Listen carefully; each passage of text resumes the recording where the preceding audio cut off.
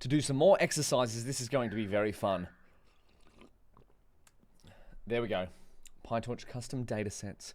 Can I? Beautiful. Oh, there's a little birdie chirping outside my window. So if you're joining in, I'm going to pop out the chat. Let me know if you can hear me. Let me know if you can see me correctly. Let's have some fun with this. I'm going to just bring this over here. Bring this over there. Wonderful. So in the last stream, we covered the PyTorch computer vision exercises. And so this is for my upcoming PyTorch course, which is going to go basically from PyTorch fundamentals all the way through to some really cool stuff with PyTorch, code focused. And so what the purpose of this stream is to, I'm adding video walkthroughs of all of the exercises, or as many as I can, of each of the notebooks. So say there'll be 10 here. Ideally, by the end, there'll be sort of about 5, 6, 7, 8, 9, 10 maybe videos of me going through these exercises. And so this stream will be going through the exercises of PyTorch custom datasets. Now, what is a custom dataset? Well, the whole idea of machine learning and deep learning is to build a machine learning model that is capable of turning data into some form of intelligence. So in other words, learning the patterns in some sort of data set to predict on a similar data set from there. And a custom data set is your own type of data set. So could be almost anything, whatever problem you're working on. So we've got a few exercises here to go through to learn about different custom data sets or how to work with them. But these exercises are going to be as if you've already gone through the course materials in notebook number 4, which is all of this stuff here, a fair bit, right? And so I've got a custom data set here. For example, if we were going to build a food image classification app like Nutrify, which is my startup at the moment, still a work in progress, of course. Nutrify classifies different foods and tells you about it. Nice and simple, but that is a custom data set. My data set is of images of food. And then if we go back, or if you were trying to build a model to classify whether or not a text-based review on a website was positive or negative, your custom data set might be examples of existing reviews and their ratings. So for example, if you wanted to see, hey, are the ratings we're getting on our products good or bad? Well, then your existing data set might be existing reviews. If you were trying to build a sound classification app like Shazam to classify what song is playing, your custom data set might be sound samples alongside their sample labels. So what different songs sound like. Again, recommendation system. So a custom data set is whatever problem you're trying to work on and perform machine learning on that. But there's similar principles apply no matter what data set you're working on. You need a way to get that data set into numerical form, whether it be images, whether it be text, whether it be recommendations, whether it be sound. So you need to have that data set exist. You need to write some code to turn that data set into numbers or tensors in a way that PyTorch or other machine learning models can understand. And then you need to build a machine learning model that is capable of finding patterns in that data. Now, depending on what data you're working with will depend on those functions that you build to turn it into numbers. And then again, will also depend on what kind of model that you build.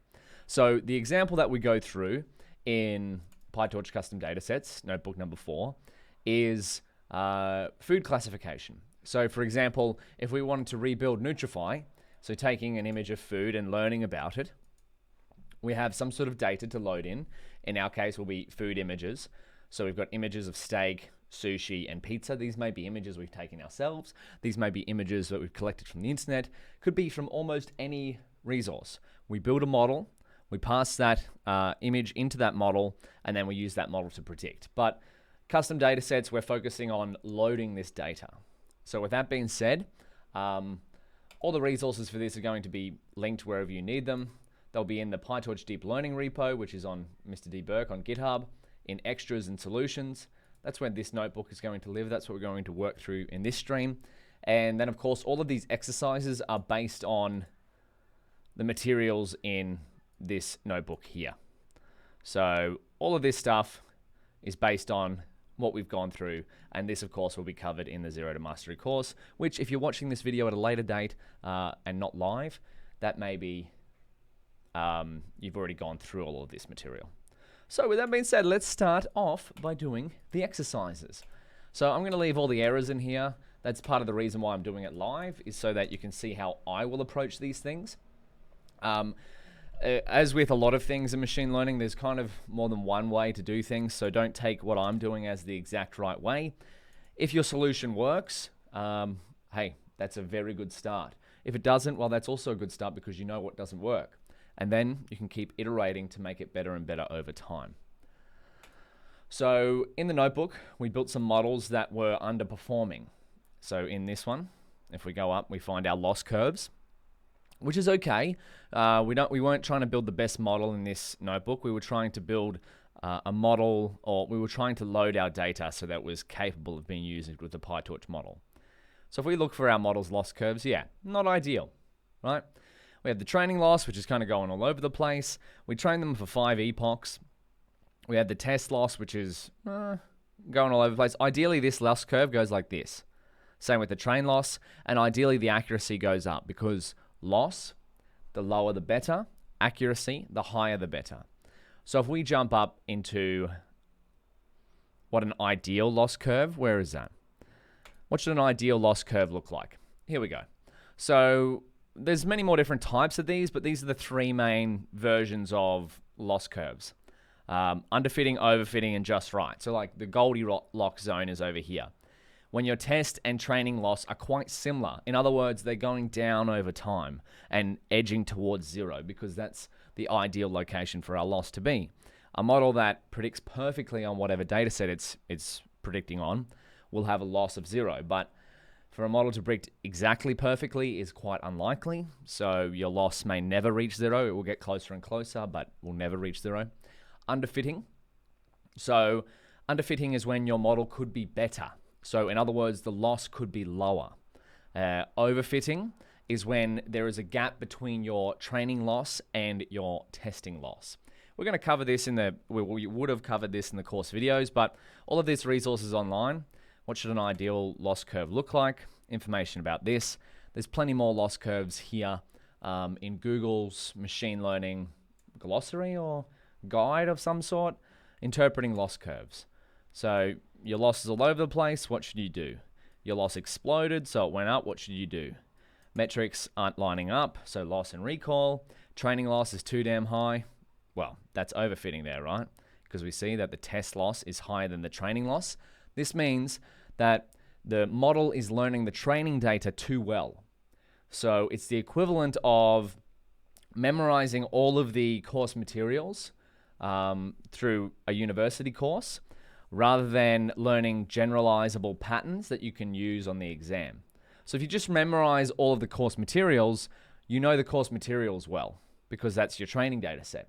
But because you've only memorized the course materials, you can't use that memory on a data set, aka a test data set, aka the final exam, very well because it's going to be slightly different. And so the ideal model, both of these will go down at a similar rate because that means that it's learning patterns in the training data set, and those patterns are usable on an unseen data set a la the test data set. So with that being said, let's jump into question 1. And by the way, it's Easter Monday where I am, so happy Easter. I hope you've spent some beautiful time with your families. It's a beautiful day to write some code. Our models are underperforming, not fitting the data well. What are 3 methods for preventing underfitting? Write them down and explain with a sentence for each. So I just want to give you an example of how all of this information is in the course. Dismiss. How to deal with underfitting. That's the section we're looking for here. How to deal with underfitting. When a model is underfitting, it is considered to have poor predictive power on the training and test sets. In essence, an underfitting model will fail to reduce the loss value to a desired level. Right now, looking at our current loss curves, I consider our tiny VGG model, Model 0, to be underfitting the data. The main idea behind dealing with underfitting is to increase your model's predictive power. So that's what we're trying to do. When underfitting, so when our loss isn't as low as we'd like, we need to increase our models. So underfitting, we want to improve it, make it higher, make it fit better. We want to increase its predictive power. So if we come down here, you could use this notebook to answer this question, or you could go how to deal with underfitting. And there we go. Get more training data, increase the size or number of parameters in the model, increase the complexity of the model, increase the training time until cost function is minimized. So cost function is another term for loss function. So let's go here, method to prevent underfitting. So we can write this down. Number one, or we'll go the main idea of preventing underfitting is to increase our model's predictive power. So one, we want to add more layers / units to your model. This will potentially give the model more of an opportunity to learn generalizable patterns in the training data.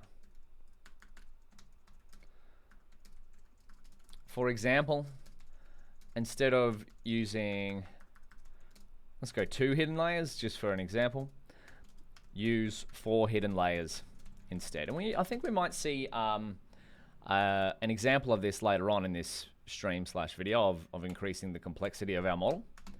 Number 2 is tweak the learning rate. We could do that one. We could use transfer learning. That's one of my favorites, so I'm going to put that down there.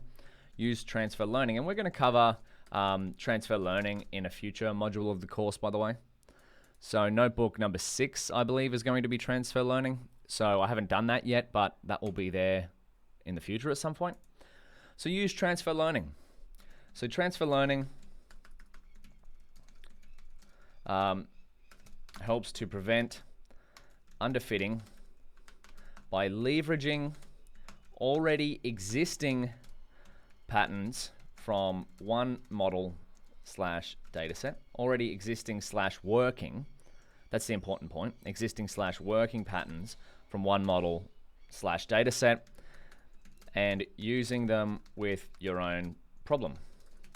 So for example, you might train a computer vision model on ImageNet. ImageNet is a collection of millions of different images from 1,000 different classes. So yeah, there we go. 15 million or so images. So for our example of using transfer learning, we might train a model on ImageNet. So it now, a pretty good model that is, it might understand the patterns in ImageNet pretty well. And so if it works on ImageNet, which is millions of images, we might take those patterns and slightly adjust them to use it for our own problem. So that's the power of transfer learning. Taking what you know in one domain and applying it to another quite similar domain.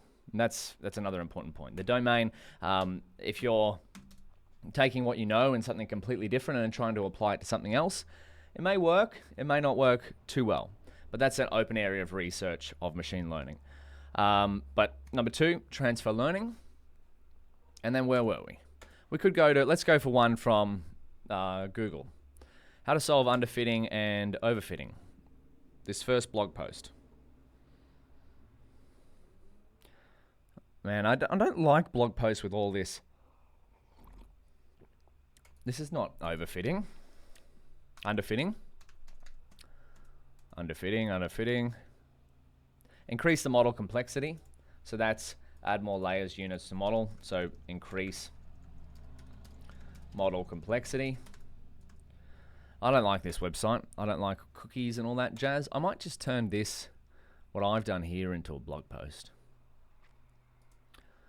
How to deal with overfitting. Underfitting, here we go. Medium. Do we have underfitting? How to handle underfitting. Increase the model complexity, wonderful. Train the model for longer, I like that. Okay. Train the model for longer. So what does this do? perhaps your initial training schedule didn't give your model enough opportunity to learn patterns in the data. Training your model for longer, more epochs, so more passes through the data, may give improved results. All right, so all of these are kind of, there's no absolutes in machine learning. That's kind of like the blessing and curse of it. And that's why it's such an exciting field, right? Is because it's very experimental. Yes, there are little tricks of the trade and whatnot, but they don't always turn out how you think they would. And so that's what's like pulling on a thread and trying to work out what the magician's tricks are. So training the model for longer might give it more looks at the data, so more epochs, more passes through the data to give it more opportunities to learn. It may work, it may not. But now let's move on to question number 2. Recreate the data loading functions we built in sections 1, 2, 3, and 4 of Notebook 04. You should have test and train data loaders ready to use. So this is how I would go through this. We have notebook number 4, and it says sections 1, 2, 3, and 4 of Notebook 04. So let's just pull out the table of contents. Section 1, get the data. So first things first, we need some data. And like any good cooking show, that's what we're doing. Some data has already been prepared for us. So this is another caveat of the course. A lot of the data sets I have pre-prepared for this stuff. However, when you're working with your own problems, you won't necessarily have a data set ready to go. So when I started building Nutrify.app, I'll probably write more about how I'm building this later on, but I had to collect a lot of my own custom data myself because it didn't exist exactly in the form that I wanted to.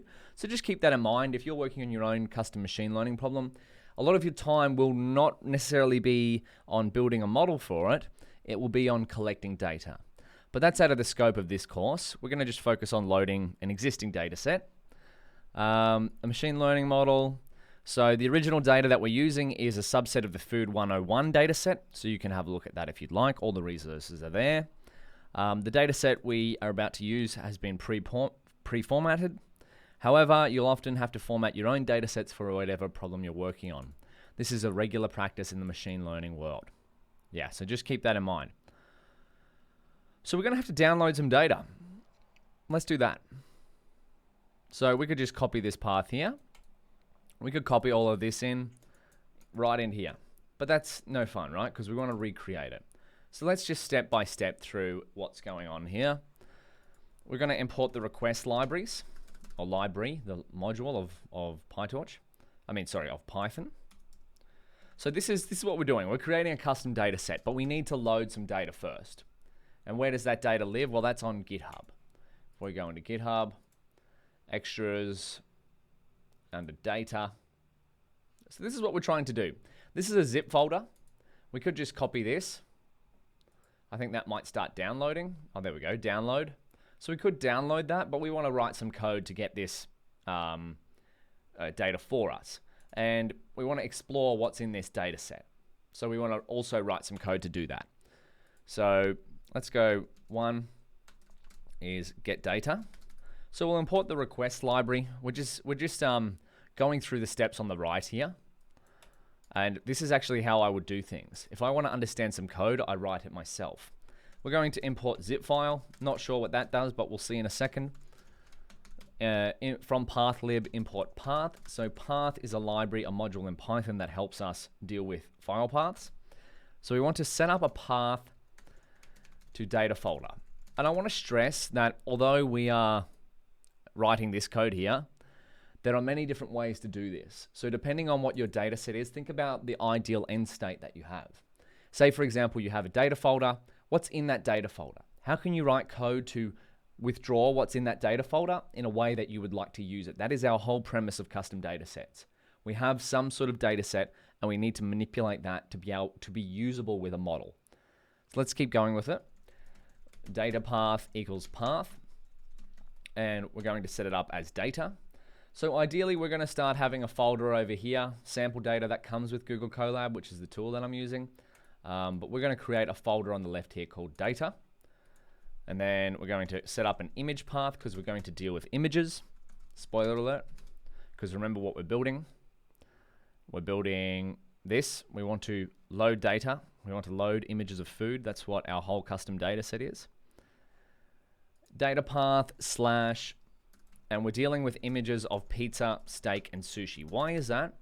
Because we've got Food 101 data set, which is 101 different classes of food. I've written some code to reduce it down to 10% of the images of the pizza, steak, and sushi class. So 3 classes instead of 101. Because that's another big thing about machine learning is you start small and you build up when necessary. Because it's so experimental, that's the fun part, is getting your stuff to work on a small sample first and then upgrading step by step. So let's now check to see if the data already exists. If it already exists, we don't want to re-download it. So if the image folder doesn't exist, download and prepare it. So this is this bit of code here. We could copy this again, but I just want to step by step through it. After all, this says, I just want to delete this, recreate the data loading functions. So this is just practice. If image path dot is dir, eventually you'll get to the stage where you're writing these sort of lines of code completely by yourself because you'll be dealing with a data set that sort of is not one you've dealt with before. So isdir checks to see if image path is an existing directory. If it is an existing directory, we just want to say, hey, this already exists. If it doesn't exist, so it's false, we want to print did not find the image path directory, creating one, ... And then we're going to say image path dot make dir. We're going to create its parents. So that means any folders above the target folder will also get created. If it exists, we're going to say that's okay too. If it exists already, we're going to say, please don't error if the folder already exists. We just want this to pass through. So what have we done? Oh my goodness. I've spilled tea on me on a white shirt. That's a rookie error when streaming. What an absolute slob. I'm going to change shirts in a minute. Pretend that isn't in the stream. So we need to download pizza, steak, and sushi data, which is images from GitHub. So again, we won't always have a link ready to go for our data on somewhere like GitHub, but this is just an example. We start small and we build up from there. With open, we're going to download a link from GitHub. We're basically going to recreate this download button with Python code. So with open data path, pizza, steak, sushi.zip. That's the file name. And we're going to write binary, pass that to open. We're going to give it an alias of F. So within the context manager, that's what with is, a context manager. We're going to set up a request. This is using the request library up here. Request library is going to help us request something from somewhere. That's what request is. It's like, hey, internet, give me this thing. So we're going to go request.get, as in get this thing off the internet. I'm going to pass in this link. We could just copy this one from here. But what is this link? Well, this is just a link to this file. The same link that would download this file here. I'm not going to click that because I want to replicate it with code. So it's saying request, get that file for us, please, off the internet. Again, this could be almost any link. It depends on what you're working on. Print, and you may be able to use request. You may use something else. Download pizza, steak, sushi data, but what's the whole premise here? We're getting some data from somewhere and we're opening it up. That's what we're trying to do. And Python, because it's a general purpose language, has a lot of built-in functionality to do such a thing. So when we get the request, we're going to, because we've opened up a file here, which is datapath / pizzasteaksushi.zip as F, we're going to go f.write. So write the content of our request. So the content of our request is going to hopefully be what's in this download button. And again, no matter where you're sort of downloading that from, it's going to be a similar process. Request, get something from the internet, might be on GitHub, might be somewhere else, and then we're going to write whatever the contents of that request is to file. So let's leave that. We need one more line. Because it's going to be downloaded as a zip file, we need to unzip our data. So unzip pizza, steak, sushi data. So with zip file dot zip file. Now zip file is another Python library. So we're going to create our data path here. So this is going to be another path to the same file that we just downloaded. So pizza steak sushi.zip, except this time instead of writing it, so write binary up here, we are going to be reading that file as zipref. We could call this whatever we want here, but it's common practice to call it like zip reference. And then we're going to print out a statement to tell us what's going on. Unzipping pizza, steak, sushi data, ... And then we're going to go zipref dot extract all, because we want to extract everything that's in the zip file to our image path, which is again up here, image path. And I might put this in to image path. All right, let's see how this goes. Do we have any errors? Maybe, maybe not. So did not find pizza steak sushi directory, creating, oh, we did have a typo there, that's all right. Downloading pizza steak sushi data, unzipping pizza steak sushi data to data pizza steak sushi.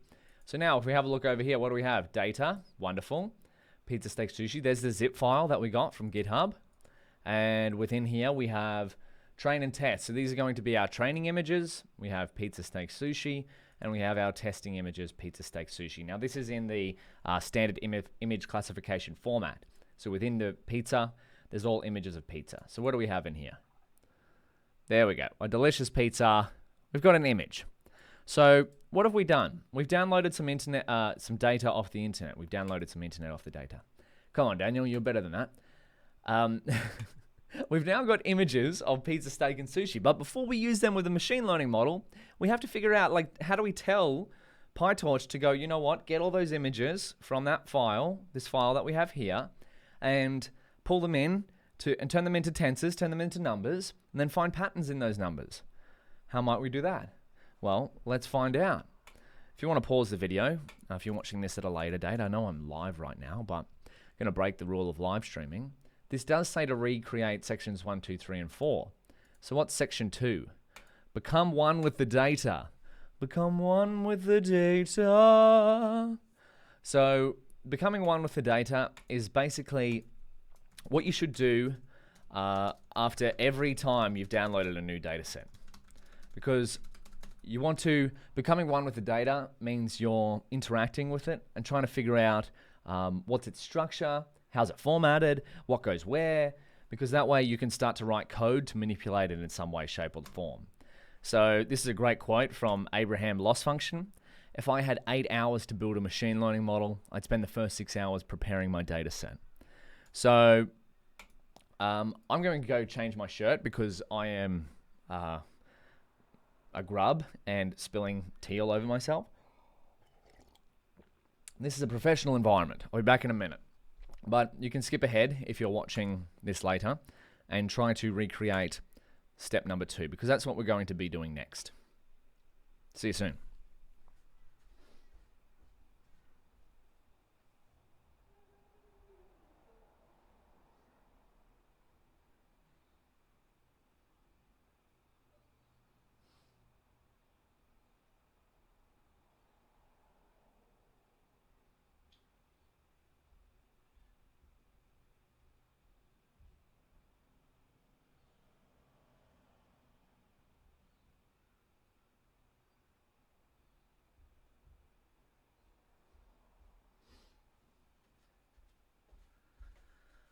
And we're back. Okay, so now let's become one with the data. So this is our dataset format. We have an overall folder here, pizza, steak, sushi. And then if we break it down, we have a class name of pizza. So we have a class name as in we have pizza images, we have steak images, we have sushi images. We want to build a computer vision model to classify our pizza, steak, and sushi images. but we need a way to load those images into PyTorch, into tensors. So let's figure out. The goal will be to take this data storage structure and turn it into a data set usable with PyTorch. Beautiful. Atom Fighter, hello. Good to see you here, my friend. So this is a beautiful helper function, walk through dir. We can inspect what's in our data directory by writing a small helper function to walk through each of the subdirectories and count the files present. Let's do that, hey? We're going to count all the files present. So we'll import OS, which stands for, I believe, operating system in Python. I don't actually know if it stands for operating system in Python, but who knows? It might. So OS just helps you deal with a lot of directories and stuff like that, and system level information. So we can write a small doc string here, walks through dir path, returning file counts of its contents. Not going to rewrite the whole thing because it's already there. Excuse me. And we're going to go for dir path, so for directory path, for dir names, so directory names, and for file names in os.walk. We're going to pass in dir path, so os.walk, where could you look up os walk? Well, of course, in the Python documentation. Walk, you can read through this. My style of learning these things is to just write the code first, and then come to the documentation, read it, and then go back to code, and vice versa like that. I learn best by running the code first, and then reading second. So that's just how I learn best. You might be different, but that's me.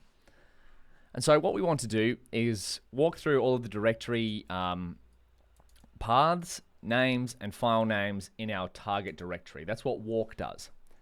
So we're going to print out, we want to get the length. How many dir names are we dealing with? Directory names. And of course, this helper function could be many different shapes and forms, but this is just one that I found helpful in the past to work with different types of data. Length, file names. So how many files are in each directory? And because they're images, and we want to make it dir path. So we'll see what this does. Hopefully it works. Wonderful. And now we're going to walk through our target directory. So walk through dir. Now we could copy this path up here. We want to copy path. We could paste that in there. Just going to get out of this. However, we've got already image path. So we've already got a path here. So these are going to return the same thing. So we have 2 directories and 0 images in pizza, steak, sushi. We have 3 directories and 0 images in the training folder. But we have 0 directories. We have 75 images of steak, 78 images of pizza, 72 images of sushi, and then in a testing directory, we have 19 images of steak, 25 of pizza, 31 of sushi. Lovely. So I'm going to copy this, put this back up here. So we have about 75 training images per class, and about 25 testing images per class as well. So let's keep pushing forward. How do we view an image? That's probably what I'd like to do next. Visualize an image. Wonderful. We'll set up the training and testing paths. Yep, let's do that. Train and testing paths. Train dir equals image path. And then we'll go train. For some problems, you may have train, validation, and test. For ours, we've simplified it. Remember, the machine learning is very experimental. Start small and increase when necessary. Train dir. What are we working towards here? Again, just to reiterate, we're working towards trying to get our data from one form into numerical form so that we can use it with a model. So now we want to visualize an image. And how did we do that? So write some code to get all of the image paths. So find all of our image paths that are in these folders here. What are all these images? So they all have a path. So let's just copy path, one of these. that's a path there. Wonder if we can just go from pill import image, and then we can go image.open and pass it in that and see what happens. Wonderful. So we've just visualized an image. So this is the whole premise of what we're trying to do. We're trying to write code to visualize our data. If you're working with text, you might use a different library. Because we just have to keep it with images for now, we can use the pill library, which is Python image library, image open. But I think we want to open a random image of all of our paths. And here we got the image class and the image height and the image width. Beautiful. Okay, let's do it.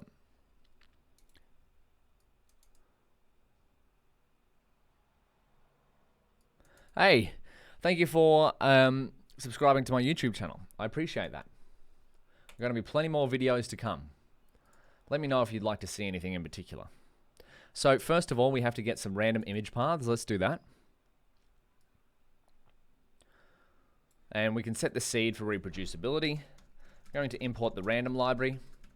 So the random library from Python helps us deal with randomness, so it can help us select random things. It can help us generate random numbers, because that's the whole premise of machine learning, right? Is to harness the power of randomness.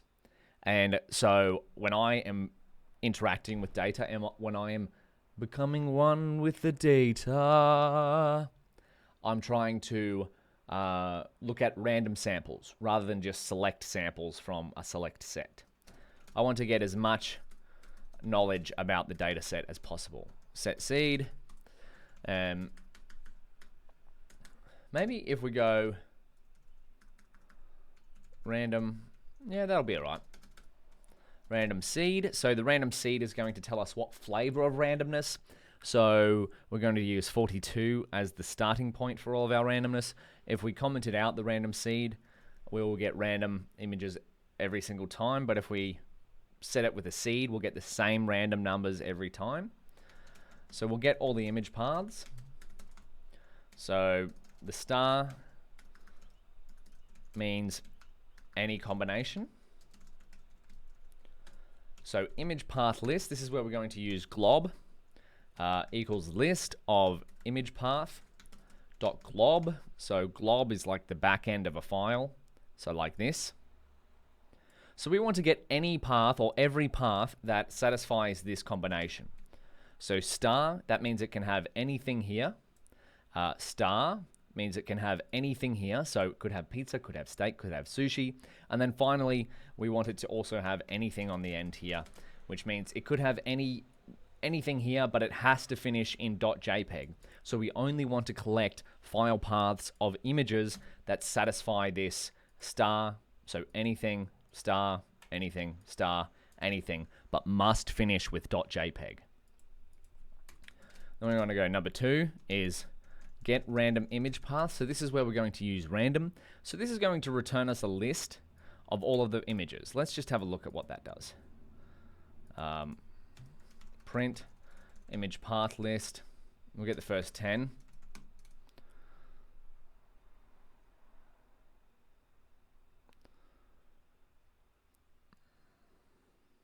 I'm using pill. So pill import image. Pillow. Yeah, I'm using pillow.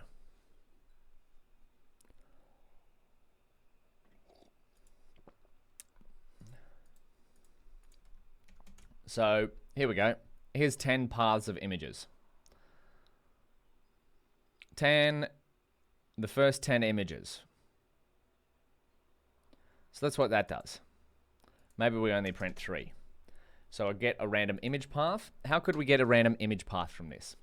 Well, we could do random.choice or random.sample. What did we do here? Random choice. Random image path. Now again, we're using randomness to interact with our data. If you're working with images, I use randomness. If you're working with text, I would look at them. If you have hundreds of thousands of examples of data, which is very likely if you're dealing with big data sets in the future, random is going to be your best way of looking at them, or looking at lots of them over time. And then if you find like sort of a trend and you want to dig deeper, well, then you can sort of narrow down instead of using just full randomness. So let's print the random image path. It's going to just pick one. Does it pick a different one every time? Yeah, so let's comment out the seed. So notice this path here. So 3, 2, 4, 5, 6, 2, 2. What do we get next time we run this cell? Yeah, so that's changed again. It's pizza this time. Pizza again, but a different number. Wonderful. So it's picking a different image every time. Maybe we'll leave the randomness without a seed. And so what's number 3? Number 3, we want to get image class from path name. So because we're using pathlib, we can interact with the path here. So the class name is going to be this section of the path here.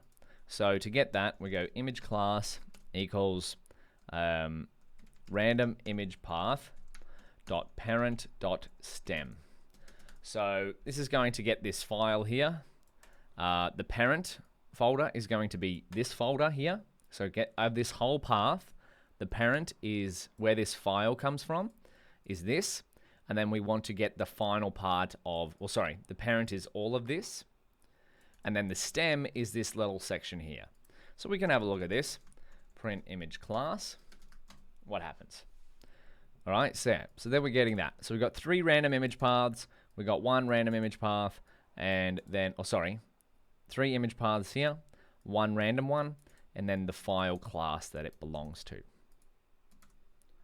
So this is us becoming one with the data, right? We're working with pizza, steak, and sushi images, and we want to visualize them randomly so we can see what they look like. Why would we visualize them? Well, aside from it being the Data Explorer's motto, visualize, visualize, visualize, because I work a lot better when I look at things. So you might be the same, but if you look at lots of different images of your data or lots of different samples of your text data or listen to lots of different sound samples, well, then you start to get, you build your own representation of the data in your brain so that when something strange happens, you can go, does that match what I learned about my data when I looked at it? So we're going to open the random image path, and now we're going to print metadata and print the image. So print random image path. We're going to go random image path. We're also going to print out here. When it comes to exploring data, print statements are your friend. Cannot stress that enough. Print, we're going to go image height, image dot height. Thanks to pill, we get that. So the pill image class is going to allow us to get the height through the height attribute. We're going to do the same with the width as we did with the height. Image dot width. And then we're going to print out the image. So let's see what this looks like. Every time we should get a different one if we've done it right. Lovely. So we've got steak. That looks delicious. And this is one of the downsides of working with food images, is it makes you hungry. Then we have steak again. There's some chips here. So we're kind of understanding that our images have a little bit more going on than just their target class. See, that's quite a hard one. That's pizza. See, if you were just looking at that, would you be able to tell if that was a pizza or not? Like it looks delicious, a bunch of foods different stacked together, but I couldn't tell if they're on a pizza. Then we got a pizza. That's definitely a pizza. Another pizza. So we have image height, which is 512 pixels by 382 wide. Now it's going to be slightly different for each other image. That's something that we can keep in mind for when we build our model. There's an image of steak. Lovely. So what we're going to be trying to do here, sushi, beautiful. So this is a square image because it's 512 by 512. So now we've got some data to work with, and we've visualized it. We still need to turn these images into tensors. So how might we do that? Well, let's figure it out. Where are we up to? We're replicating section 3. Oh, well, this was do the same with matplotlib im_show. Okay, let's do the same with matplotlib im_show. But first, we have to convert the image to a NumPy array.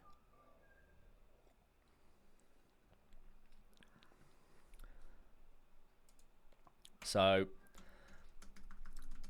do the image visualization with matplotlib. So matplotlib likes to work with NumPy arrays. So import NumPy is NumPy, import matplotlib .pyplot as plt. So let's turn the image into an array. We can do that image as array by taking np as array. Lovely method from NumPy on the image. Now, what if we just try to plot the image? Plot the image with matplotlib. So plt, or do we import matplotlib? Yes, we did. Plot.im show image as array. What's going to happen here? Oh, it works. Lovely. What if we just tried to plot it not like an array? Does it work? Oh, it still works. Wow. Okay, I thought we might have had to reshape it. That's okay. Yeah, let's keep pushing forward. Sometimes when you're trying to plot something with matplotlib, because matplotlib likes its images or image plots with imshow to be in the color channel form of height, width color channels. So we're going to check the shape of our image here. But the trend here, I hope you're noticing the overarching trend, is we want to visualize our data as much as possible. So whatever functions you can write to look at more samples of your data, randomness will help you with that as well. So you can look at a diverse range of samples that you're working on. We want to visualize, visualize, visualize. Plus, looking at food images is fun. We're going to get the image shape. Why do we get the shape? Well, we get the shape because we're going to be turning our images or whatever data we're working with into some form of tensor, because PyTorch works with tensors, deep learning works with tensors. We want to know what is the shape of the tensor that we're going to be working with. And then we're going to turn off the axis because otherwise there's too much going on with our image. Beautiful. So the image shape that we have is 512 by 512. For this particular image, by the way, it will change if we import another image. But this is saying that we have height of 512, width of 512, and color channels of 3. Now, what does that mean?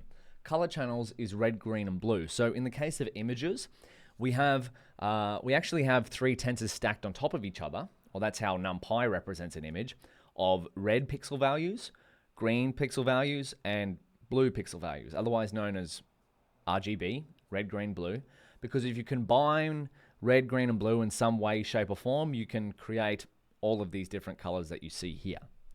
So if we just had a look at our image as array, I think we might see this numerical. There we go. So this is our image as an array. We just have a whole bunch of different numbers that represent this image, and all of these relate to some sort of color value. So we have maybe 120 of red, 94 of blue, and 94 of green, and 67 of blue, and that creates this little pixel up here. Now I'm making that up because it might be different depending on the dimensions of the array.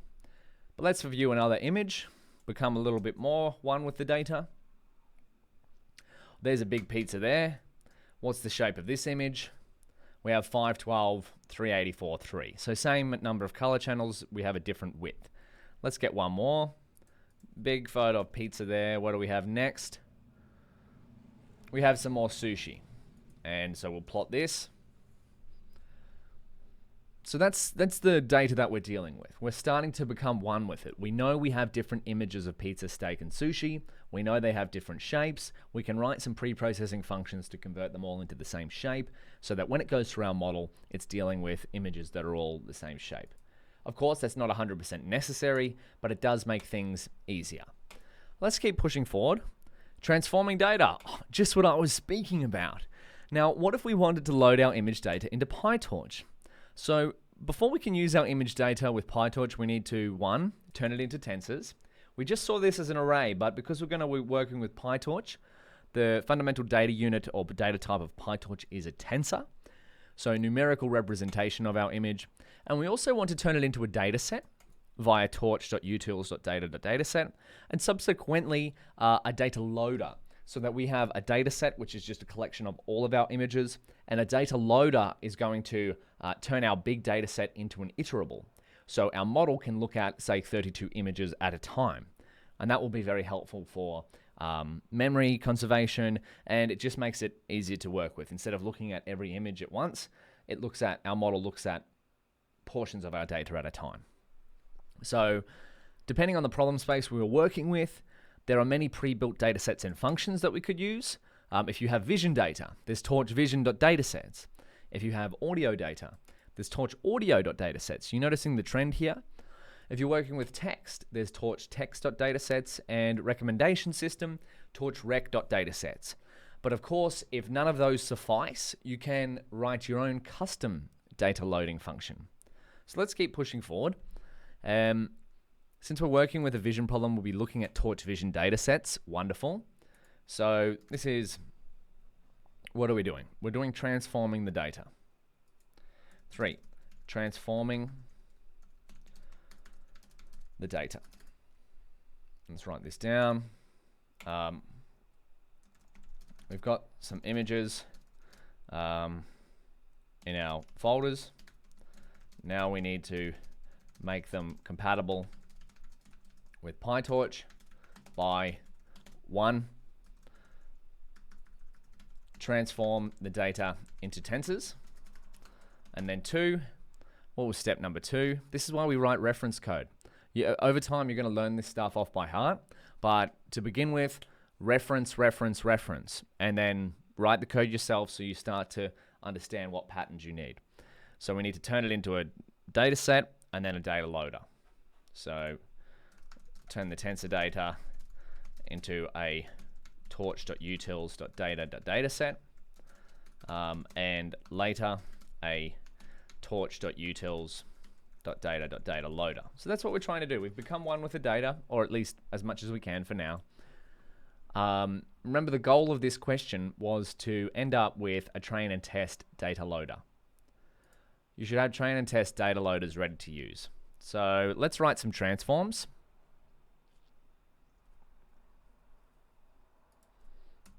Gonna have a sip of tea. So 3.1, transforming data with torch vision.transforms. So we want to import torch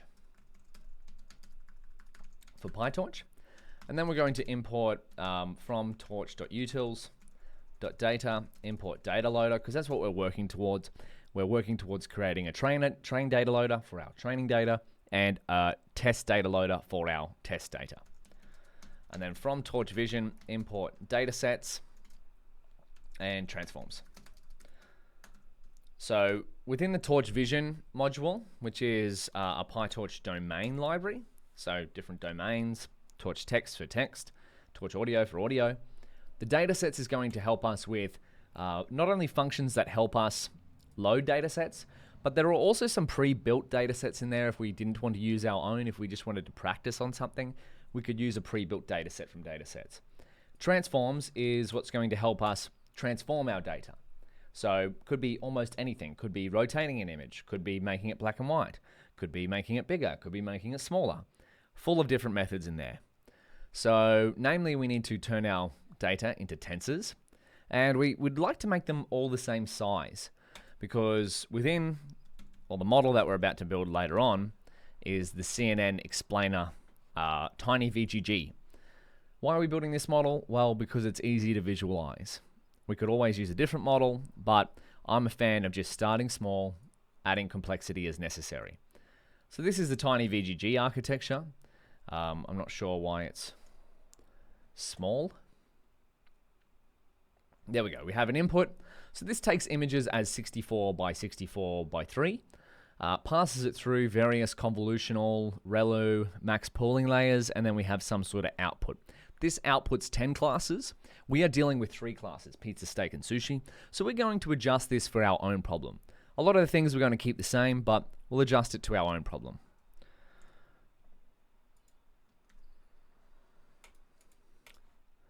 So let's come back here. We want to write a transform for our image. So write transform for turning images into tensors.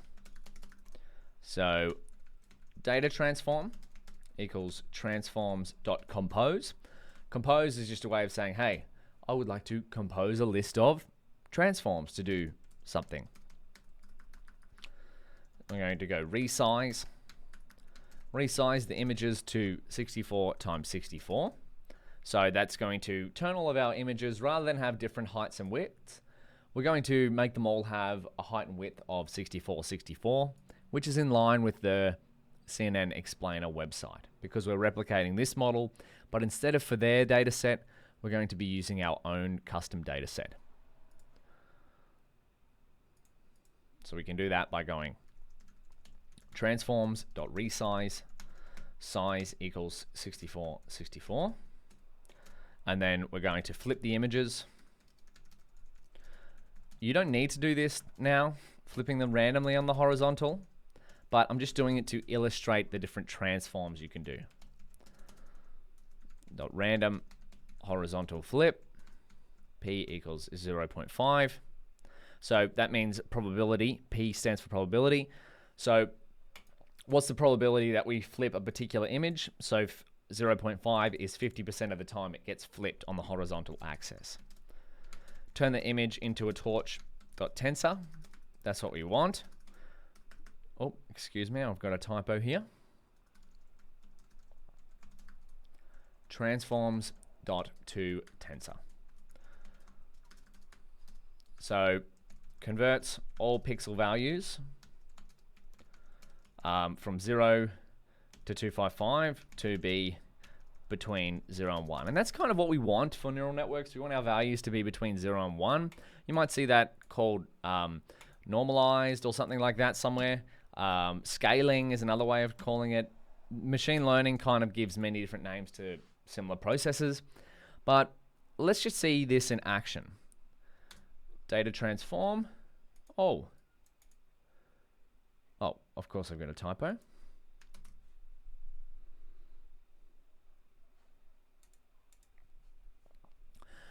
In 64, we have a note here from the chat. I'm just going to pull this out. In 64, 64, 3, the 3 means there are 3 matrices. One red 64, 64 matrix. Yes, you're right. One green 64, 64, and one blue 64, 64. Yes, you're correct. So that's because there's 3 color channels. So we're going to resize our images to 64, 64 by 3. So 64 height, 64 width, 3 color channels. Okay, so brilliant pickup there, and thank you for calling that out. Data transform, wonderful. Now let's write a function to plot some transformed images. So we have, this is what we want to look at. Class original transformed, class original transformed, class pizza original transformed. So let's have a look at what's going on in this function.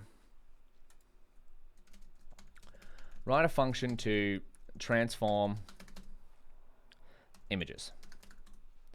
So def plot transformed, or to plot transformed images. So plot transformed images. We want image paths transform n equals 3, so the number of images we want to plot, and a random seed can be 42. So let's go plots a series of random images from image paths. I want to set the random seed, and then we're going to go random image paths equals random.sample image paths. So random.sample is going to take a random collection of values. So if we want random.sample from image paths, we want k equals 3. So 3 random image paths. Oh, did we not define image paths? Image path list, maybe? We did. Up here. Image path list.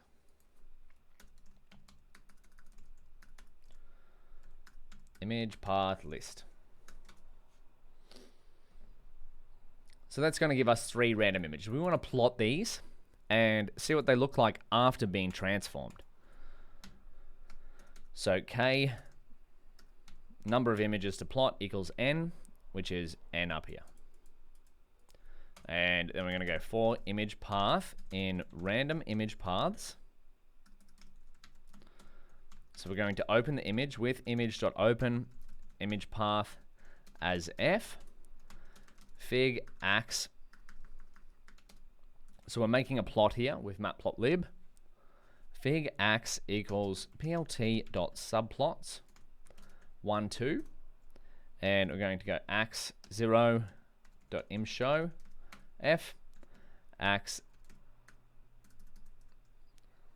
0. So the first plot of the 2 plots that we're going to create, because this is n rows, this is n cols, so we'll have 2 columns, 1 row of plots, and we're going to set the title to be original size, and then we're going to go ax 0 equals axis off. We could do ax equals false there. And we're going to transform the image, and we also have to permute it. Why do we do this? Well, because PyTorch by default imports images and it changes their order of where the different matrices appear. So matplotlib likes to have images in the shape of height first, the dimensionality, then width, then color channels. Whereas PyTorch's default when it imports an image is to be color channels first. So this is a kind of a big debate in how to represent image data. It's leaning more towards this. This is the better way of representing stuff. But that's sort of out of the scope of this. Just know that for now, PyTorch's default, it may change in the future, is color channels first, but matplotlib likes color channels last. So transform and plot image. So permute the image to make sure it's compatible with matplotlib. So transformed image equals transform f. We're going to transform the file because remember up here we're opening the image as f, and we're going to permute 1, 2, 0. So that means permute means rearrange the order of the axes. So matplotlib prefers it height, width, color channels. Originally PyTorch is like this. So we're permuting. We want the first axis to appear in the 0th spot. So in this case, we're moving that to the 0th spot. We want the second axis, which is this, to appear in slot number 1. So we're just shuffling it over a bit and moving the color channels back to the other side. We're going to put this at this end and then move these 2 over to there. So that's what permute does. Keeps all the information the same, just rearranges our axis or dimension order. Imshow transformed image. And then we're going to go set title f transformed size is going to be transformed image dot shape, and then we're going to turn off the axes on the axis. We go fig dot supertitle equals f class image path. This is just going to get the same thing that we did before. We're getting the stem of the parent so that we can just further understand our data. Font size equals 16. And then we're going to try our function here. Plot transformed images, image path list, transform equals data transform, which is that transform we just created before, n equals 3. Let's see what that looks like. That's our transform here. I'm going to move this across.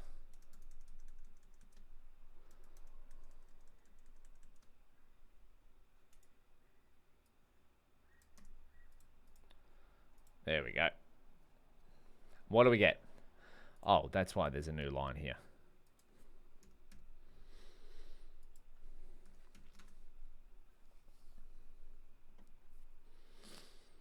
Wonderful. So this is what we've done. We've downloaded some data from the internet, from GitHub, and we've written code to import it based on its file structure. And then we've transformed it in some way, shape, or form. So now our originals are of a certain shape, but we've also written some code to transform it into a tensor that's going to be compatible with PyTorch. So we can now use these are Torch tensors, representing our data. So that's what we want to eventually pass to our model.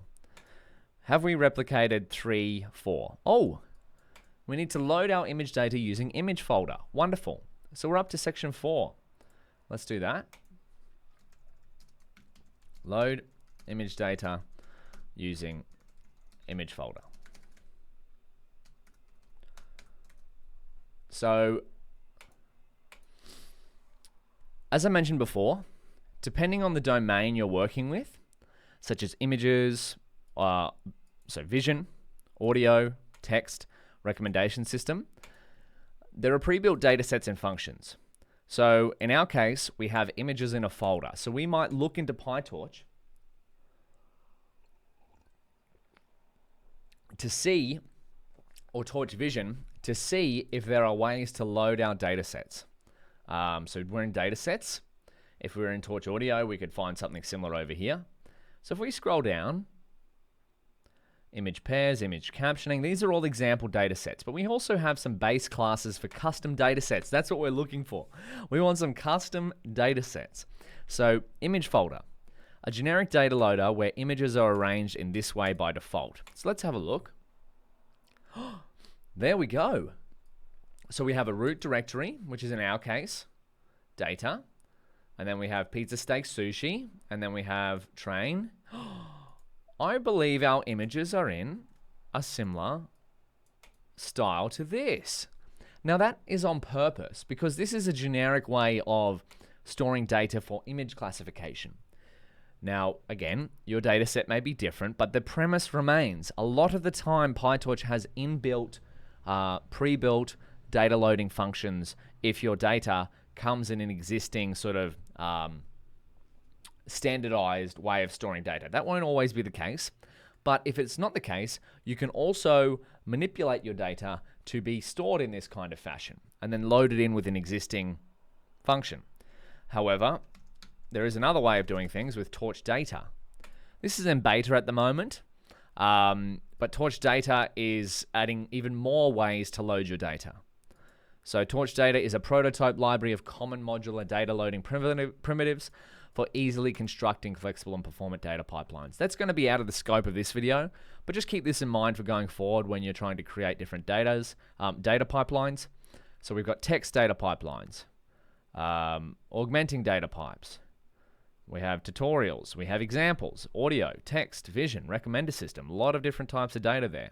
And of course, I believe Torch data are going to be quite flexible, so you can manipulate the data pipes in many different ways depending on your data set. But let's try out image folder. We're back to this example notebook, 04. This is what we're working off. We're replicating section 4. Loading image data using image folder. Let's try it out, hey? This is getting very exciting. We're getting very close to making our data compatible with PyTorch. From images just on the internet to being usable with PyTorch. So let's use image folder to create datasets. Create datasets.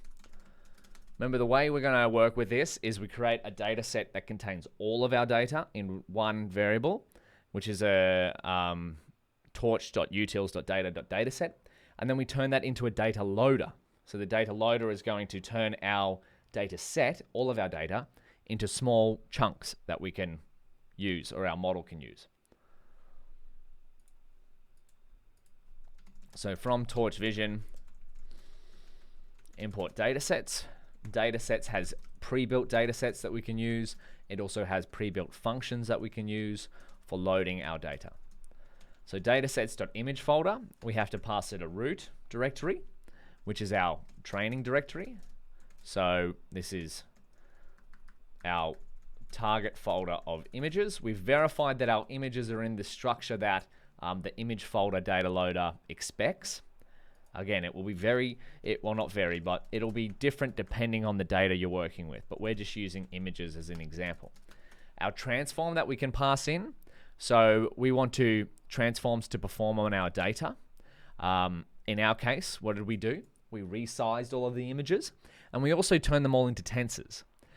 We can also pass in a target transform that if we wanted to transform the labels, if we had to, say for example, we wanted to one-hot encode them or something like that, we're not going to transform our labels because the labels for each of our images is the file name here. So if we load images from the training file and we load images from inside this pizza folder, the label is going to be pizza for the images in here. The label is going to be the folder name of where the images are stored. So that is the type of data that image folder is expecting. The label of the image is its directory name. So this is for cats and dogs, for example.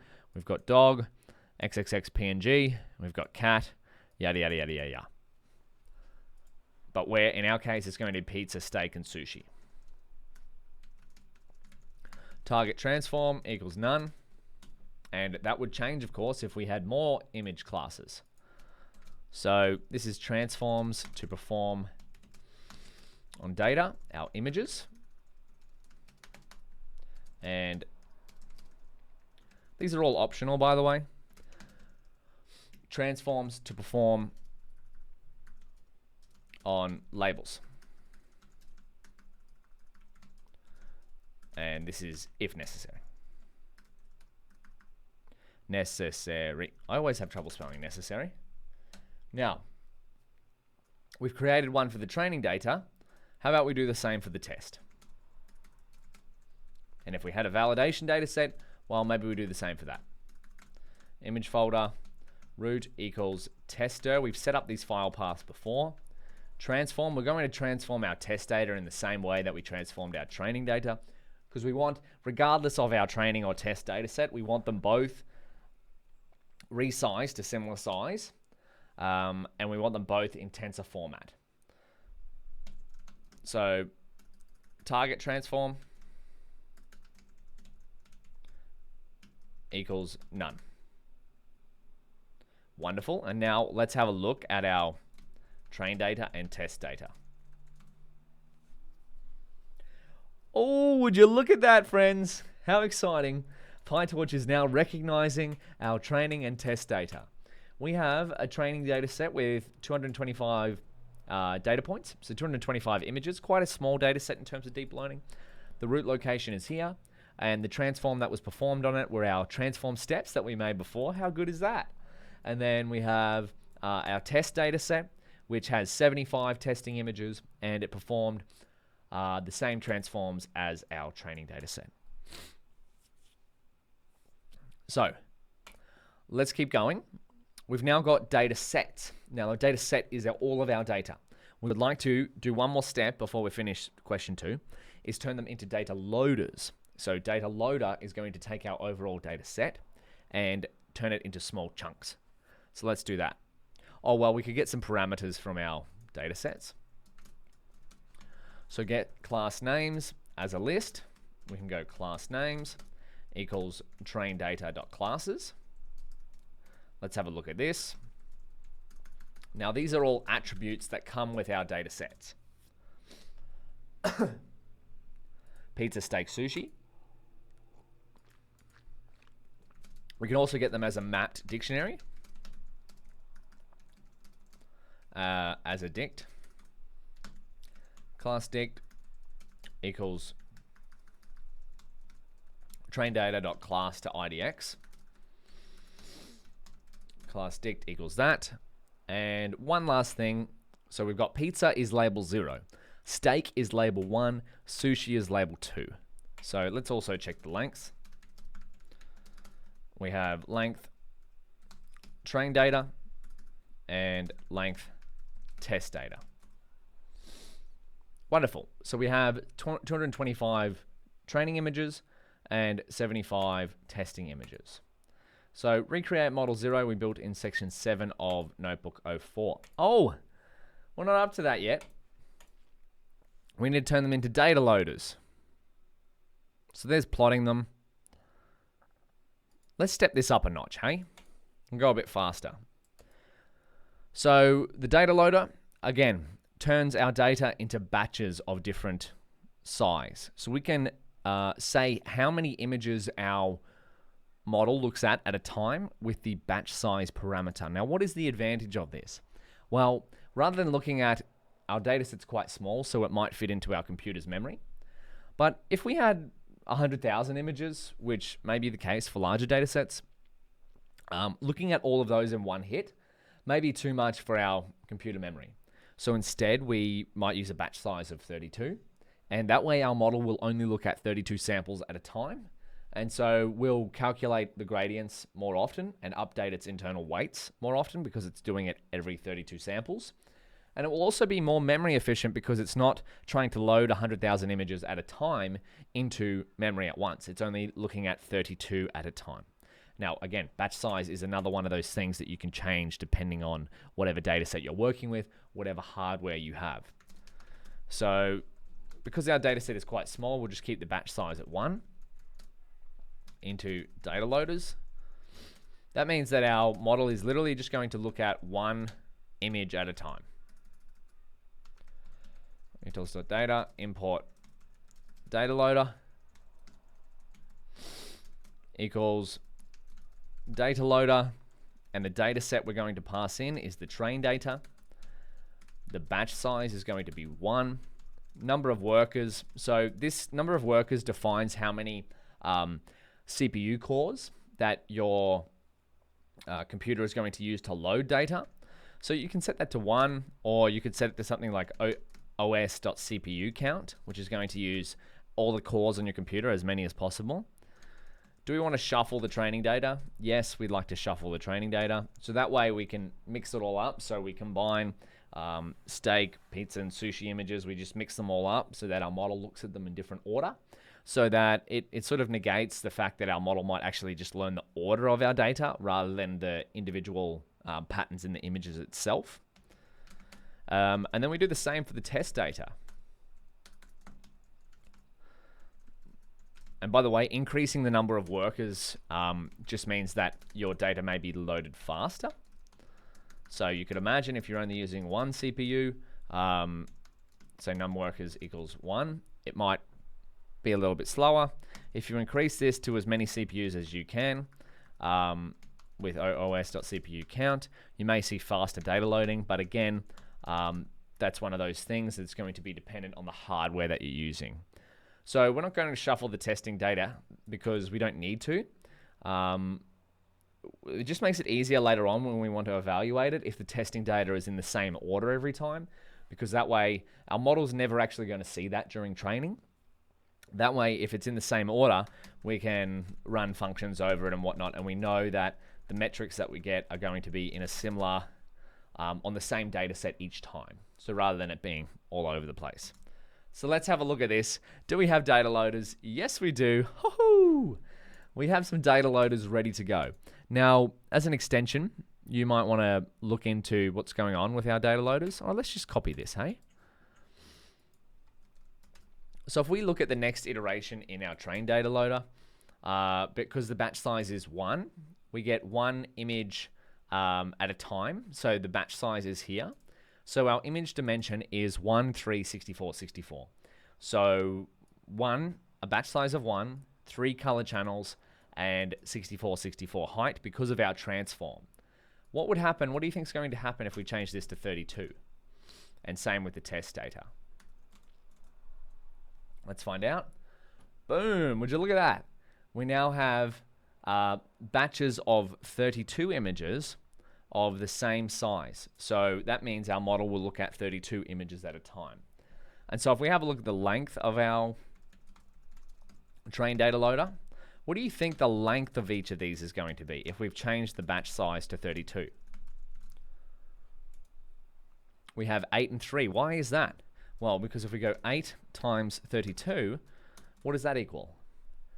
Well, it equals 256, which is very close to how many images we have, but it's going to be rounded up because one at the last batch is going to be quite small. So let's just write here, how many batches of images are in our data loaders. So that's something to keep in mind. That premise will stay around regardless if you're working with images or text data or something. Putting your data into batches is very common practice in deep learning and machine learning. So if we change this to 1, let me just make a batch size parameter. Batch size equals 1. We'll change it back to 1.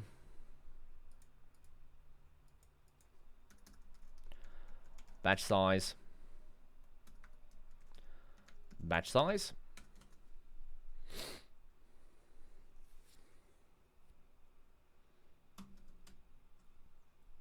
Yeah. So if our batch size is 1, we have 1 batch per sample in our data set. And so we've just changed the batch size to 1. What's the ideal batch size? Well, 32 is a good place to start. It really depends on what hardware and what model you're using. Oh my goodness. That was a lot of coding. Where did we get up to? We've already gone for an hour just recreating those functions. Well, that's all right. That's what it's all about.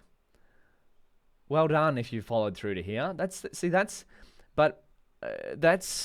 good. A good thing. Why? Because it's very important to practice loading in data. So we created all those functions. We've gone from a file on GitHub to inspecting that file, to looking at different images, to transforming those images into tensors, to plotting those transformed images, to turning them into a data set with image folder, to turning them into a data loader, which we can now use with a model. So that's very important, and I'm glad we've made it that far. It is now time to build a model. So recreate model 0, we built in section 7 of Notebook 04. So we could copy it down. Where's section 7?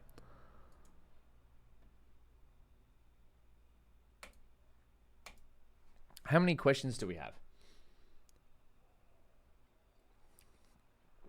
Okay, we got this. So model 0, tiny VGG without data augmentation. This is going to be from the CNN Explainer website. So this is loading in our transform. So see how quickly we can load in data if we know what format it's in? So we can use this later on, but we want to rebuild a model. Here's the model that we want to build. Tiny VGG, and we want it to have a fair few things going on, but the architecture is going to be from the CNN Explainer website.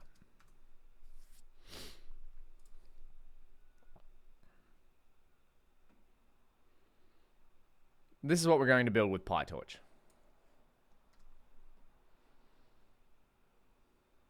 Okay, so we want to take some sort of input images like this. Notice how the shape of these input images is the same shape of the images that we just created. And we're going to build these layers, and instead of having an output of 10, we want an output of 3. Why is that? Because they have 10 different classes, whereas we have, so classes of image, we have 3 different classes. So we have pizza, steak, and sushi. They have lifeboat, ladybug, pizza, bell pepper, school bus, koala, espresso, red panda, orange, sport car. You may have a different amount of classes as well, depending on your problem. But that's just something to keep in mind, that these are all variables that you can change depending on what you're working with. So let's jump in. Let's finally build a model. We're going to import Torch. We don't need to because it's already imported, but we're going to do it anyway. From Torch, import NN because we want to use NN to make a machine learning model, deep learning model. But let's replicate this from scratch. So we're going to go class tinyVGG, nn.module. It's going to inherit from nn.module. We want to initialize it, so init. And we want it to take a few input parameters. So we want an input shape. Input shape. I had too much water, now I'm burping. So machine learning, deep learning is all about input shapes and output shapes. I know I've said it's all about a lot of things, harnessing the power of randomness. But truly, if your shapes don't line up, how can you harness the power of randomness? So we want to define what input shape our model is going to take in terms of what is the input shape of our data, what we've got here. And then we want to define what goes on, how many hidden units are inside our machine learning model, and then what is our ideal output shape. So how do we massage data through a model in some various input shape form, and then pass it to the model and then output in some way, shape, or form? Let's figure that out, hey? And then we're going to go super.init.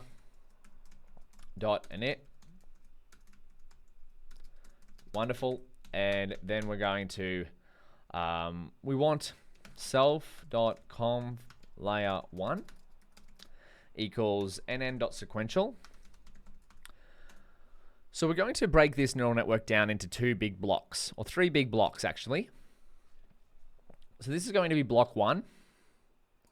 So see how it follows a pattern, conv relu max pool. And this is going to be block 2. So conv relu max pool.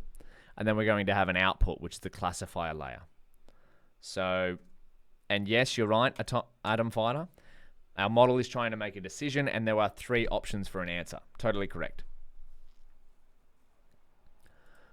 Oops, I've messed up the Twitch chat. That's all right.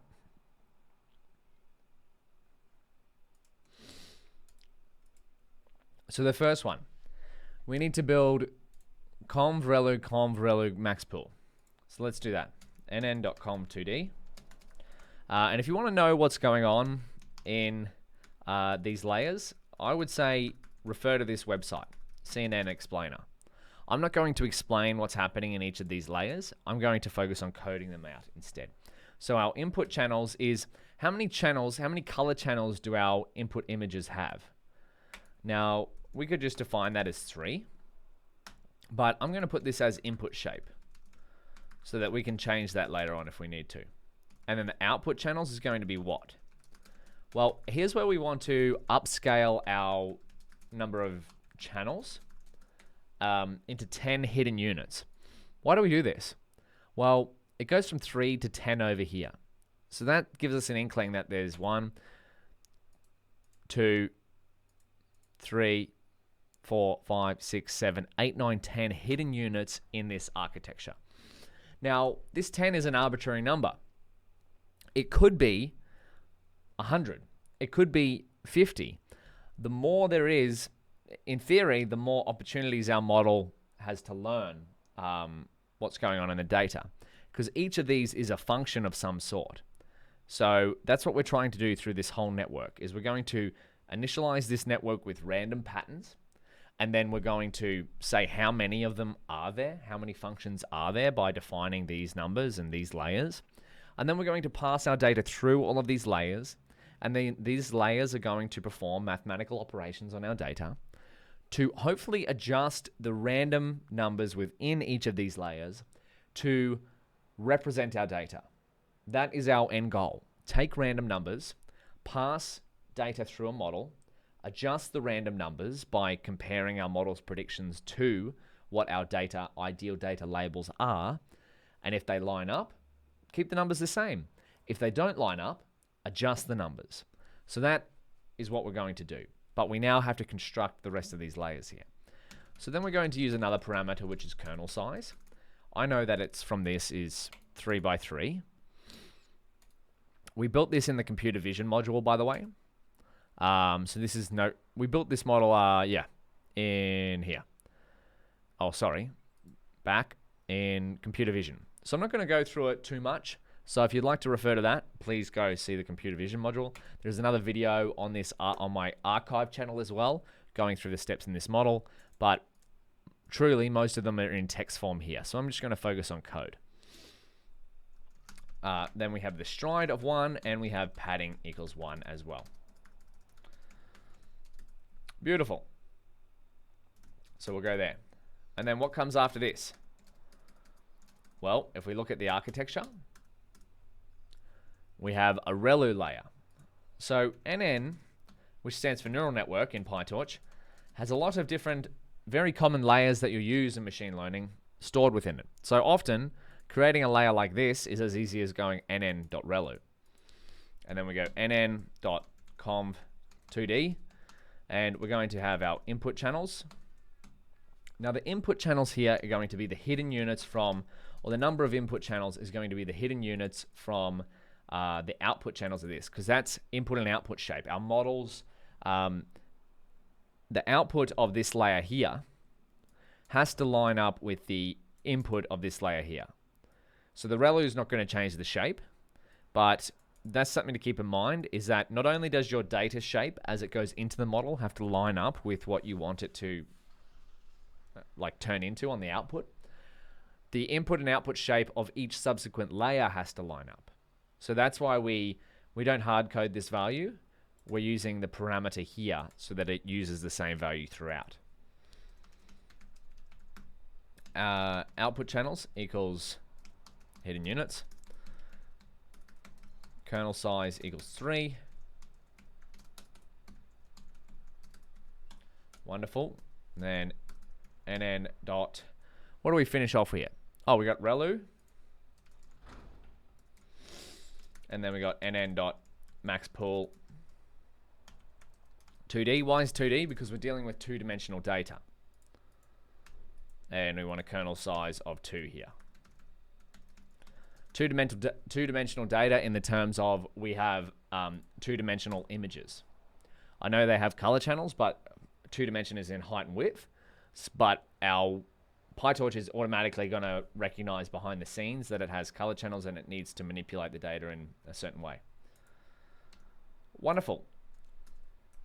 Now we're going to create our conv layer, or these are more like blocks. Conv block. That's conv block 1. We're going to make conv block 2. Equals nn.sequential. And we're just going to replicate all of the code above here because it's the same block. Wonderful. And then we have a self.classifier, which is going to equal nn.sequential as well. And then we're going to put in here nn.flatten. So we're going to turn all of the outputs of the previous layers into a single vector. And then we're going to put nn.linear here, and the in features is going to equal none. For now, I'll show you how we can calculate what it should be. Out features is going to be output shape. What's our output shape going to be? It's going to be 3 for now because we are working with 3 different classes. That would change if we had a different amount of classes. Now, because we are subclassing nn.module, we need to implement a forward method. So def forward, this is going to define the forward computation of our model. So we want to start with some input data x. We want to pass that input data through our first conv block. So we're just going to go self.conv block 1 x. We're going to reassign it there. And then we can print out the shape of x. This is going to help us realize what our in features should be. And then we're going to go x equals self.conv block 2. Print out the shape. Always dealing with the input and output shapes. What's going on here?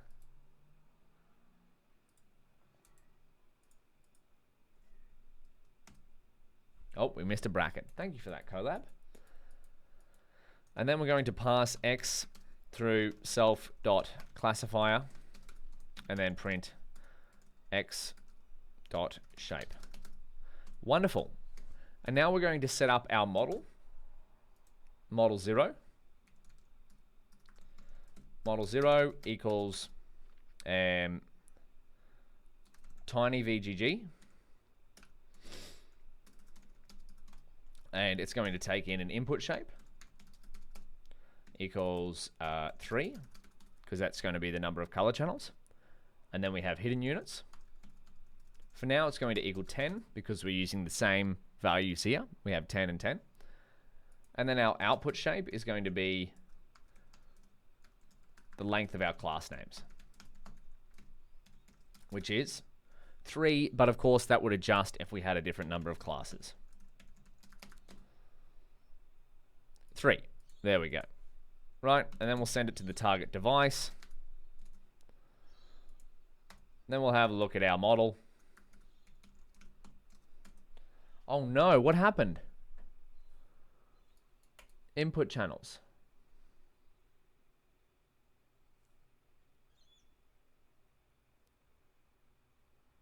Did we spell something wrong here?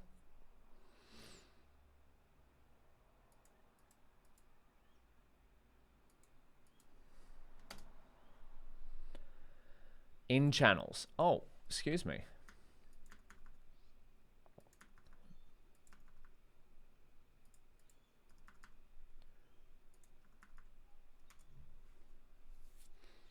Trying to type too many words. Argument size must be of tuple of ints, but found element of type at position 2. What did we get wrong? Oh, this is a good one. Oh, I think I need to fix this. 10. Let's see what happens. So this might error out as well, because this is the not ideal in features. There we go. Now, how can we work out the shape that our model needs to take in here? Because what's happening is our model is putting data through these layers, and then putting data through these layers, and then putting data through this layer. And it's manipulating its size and shape. You can see how it manipulates on the TinyVGG website. It starts out as 64, 64, 3, and slowly makes its way to be 13, 13, 10. But I don't know what the input shape is going to be in here.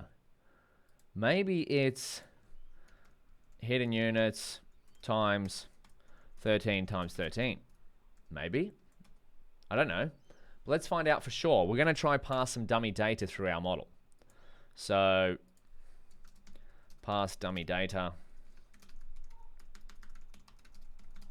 through model. So dummy X, we're going to make it the same size as our example, our sample, sorry. 64, and then we're going to go model 0, dummy X to device. What happens? Ah, I see. So given groups 1, weight of size 10, 3, 3, 3, 3, expected input of, I got 10 channels instead. Where did we get this? So 32, 32. Okay, wonderful. We've got a shape mismatch somewhere here.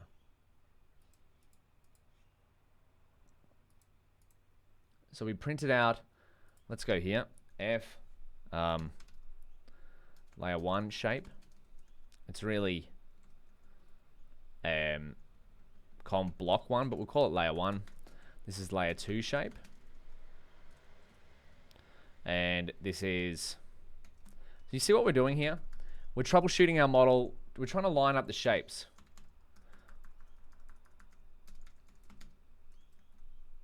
This is a very common problem in machine learning. So layer 1 shape, we've got something mixed up here. Given groups, so it's in one of our convolutional layers. Let's see. Hidden units equals 10. Ah, you see here? We've tried to pass the input shape, so the original input shape of our model, to our conv block 2 layer. However, conv block 2 takes the output of conv block 1. So we need to change this. It's going to be expecting the same number of output channels or input channels for this layer. The in channels wants to be the same number of out channels for this layer. So let's change this, this, to hidden units. And then what do we get? Oh, we get another error. Wonderful. See, this is the exciting thing about machine learning, from one troubleshoot to another. So this is what we've got. We've got mat1 and mat2 shapes can't be multiplied. So what is the rule of matrix multiplication? It's that the inner dimensions must match.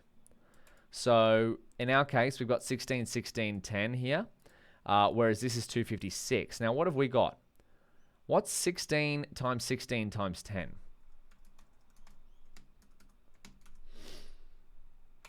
2560. Oh, there we go. We just found our shape that we need. So this is the output shape. So the shape that this creates needs to match up, or the output shape of this needs to match up with the input shape of this. So this is where 10 times 16 times 16 comes from. This is why we print the output shapes of each subsequent layer so that we can work out how to match up our features. And so if we have a look at this, we've printed the layer 1 output shape, we've printed the layer 2 output shape, and we get an error when it reaches layer 3, which is our classification layer. And so the reason why it can't be multiplied is because the matrix dimensions don't line up. How do we line them up? Well, we find the correct output shape of our layer 2, our conv block 2, to feed into our classification layer, such as 10 times 16 times 16.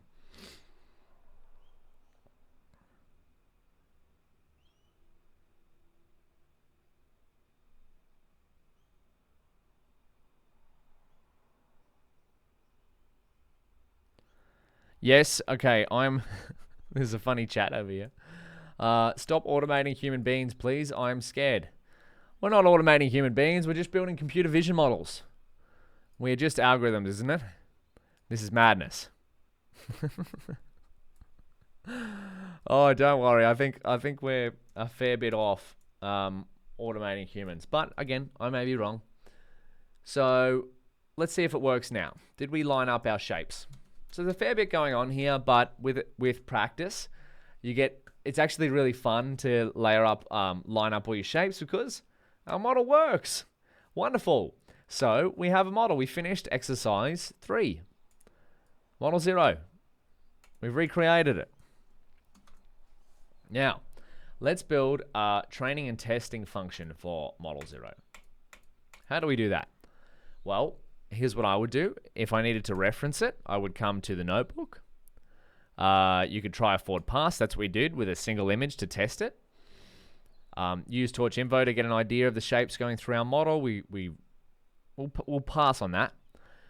Create train and test loop functions. So this is, again, some reference code that we could use. We want to replicate this. Excuse me. Got a little bit of a blocked nose at the moment. So we could copy this in, but we're going to replicate it. There's a test step, a training step. We won't probably do it all as verbose as what's going on here, but we'll just... Oh, maybe we could just do everything that's going on here. That's all right. And then finally, we have a train step here, which uses both of those functions. And then we can train our models. Try training the model you made in exercises 3 for 5, 20, and 50 epochs. What happens to the results? Okay, let's do that. Double the number of layers you're using. And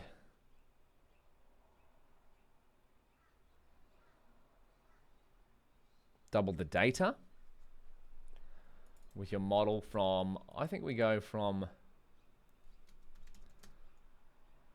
step 6.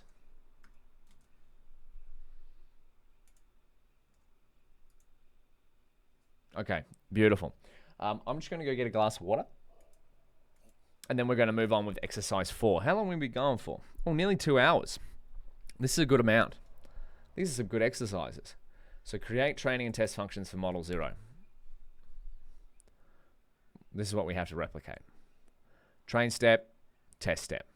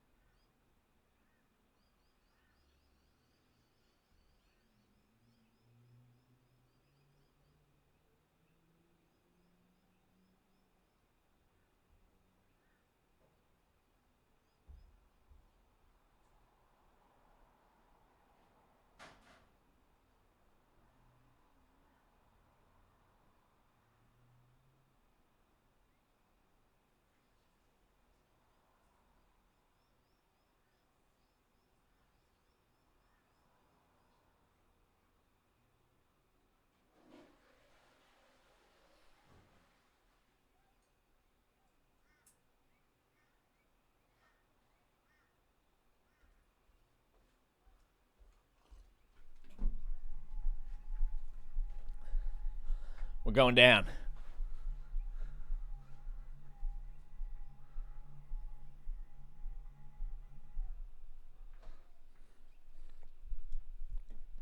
Okay, let's recreate this function. So we want a function to take in a model, which is torch nn.module. We're using type hints now. Look at us. We are Pythonistas. nn.module. We run a data loader. And by the way, we would have built these already in the course videos, but I'm just going to replicate them step by step and sort of, this is what I'd do if I was like practicing code. I would replicate something that someone else has already done to just understand it. And then over time, I would try to just do it all by myself. So that's what the point of documentation is to reference the work that other people have done. And then over time, you start to customize it to your own needs. So now we have a train step function that takes in a model, a data loader, a loss function, and an optimizer. All parts of training a model. So put the model in train mode. So model.train. Set up train loss and train accuracy values. Train loss, train acc equals 0, 0. So we're going to update these as we loop through data loader and data batches. So these are the data loaders that we've created before, but because this function is going to be generic, we can just go for batch X and Y. So X is our features, X is our images, and Y is our labels in enumerate data loader equals send data to target device. So X, Y equals X to device, because Y, one of the three big PyTorch errors are what? Shape mismatches, device mismatches. So our device is, we're trying to run a model and compute it on the CPU, whereas our data is on the GPU, and vice versa. We want to make sure our data and model are on the same device. We set up device agnostic code. We're going to do the forward pass, which is going to run our model through the forward method that run our data through the forward method that we defined in our model, which is going to run it through our convolutional layers and whatnot. It would actually run through any forward method that you did. Whether it works or not is a different story. We're going to use our loss function here to compute the loss between the predictions of our model and the actual values we'd like it to be. And then we're going to update our training loss value by taking the loss value. So our training loss initially starts at 0, but now it's going to be updated by the loss value calculated by our loss function. We haven't set up a loss function yet, but we will in a moment. We're going to go optimizer. We're going to 0 the gradients, because what's the job of the optimizer? The optimizer is to adjust the parameters of our model to better represent our data over time. And so we want it to start from fresh each epoch, each batch. So we're going to 0 those changes every time. Then we're going to take it loss backward. So we're going to perform back propagation with respect to the model parameters. And then we're going to step the optimizer step, which is going to adjust all of the random parameters of our model. And by the way, when I say random parameters of our model, let's have a look at the random parameters of our model. We can check it as a state dictionary. Wonderful. So our model is comprised of just random numbers right now. And we want to adjust these to best represent our data, best represent our images of pizza, steak, and sushi. Will we be able to? Maybe we will. Will we not be able to? Maybe we won't. But that's the fun part about machine learning. Take random numbers, adjust them, and make them better to represent some sort of data. Now we're going to calculate and accumulate accuracy metric across all batches. So we're going to create the YPred classes, which is going to be torch, argmax, of torch softmax because we're doing multi-class classification. On the Y, predictions equals dim equals 1, dim equals 1. If you'd like to see a more of a walkthrough through those, check my other videos, earlier videos in this playlist, or the other materials in this course. So this course is sequential, so these 4 modules or 5 modules before this one cover everything that's going on here. That's why we're glossing over a bit. The exercises here are more focused on custom dataset loading. Sum.item, and we're going to divide it by the length of ypred. That's the accuracy function. And then we're going to adjust metrics to get average loss and average accuracy per batch. Train loss equals train loss. Now, ideally in the future, we put this into a helper function, such as train.py or something like that. That way we didn't have to write this code every single time, even though it is quite generic. But we'll do that later on. I believe that's the next module of the course. Yeah. So number 5, we're going to go modular. We're going to put all of these helper functions into separate Python scripts. And that way, instead of rewriting all of this stuff every time, we can just import our helper functions from there, which is very common practice in Python programming in general, and once you start to run more and more machine learning experiments. So there's our training loop. We're going to do a very similar function for the testing loop, except we won't need an optimizer because the optimization only happens during the training step.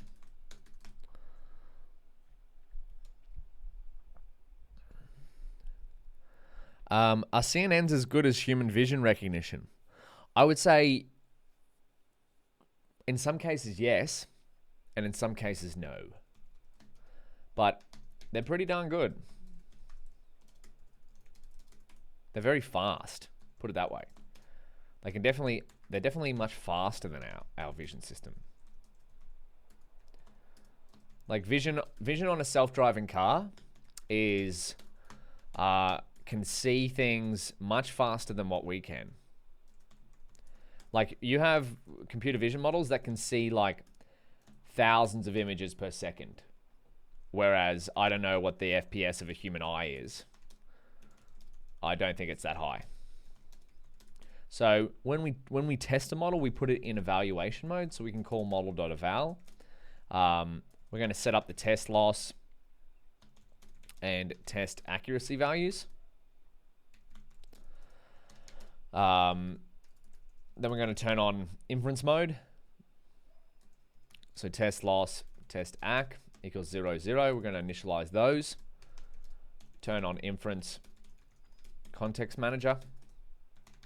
So with torch.inference mode, we're going to loop through the data loader batches. So this is, because this is a generic function as well for testing data, our test data is still in batch format, and we still need to send the data to the target device. So we're getting this code from here. We're using it as a reference code.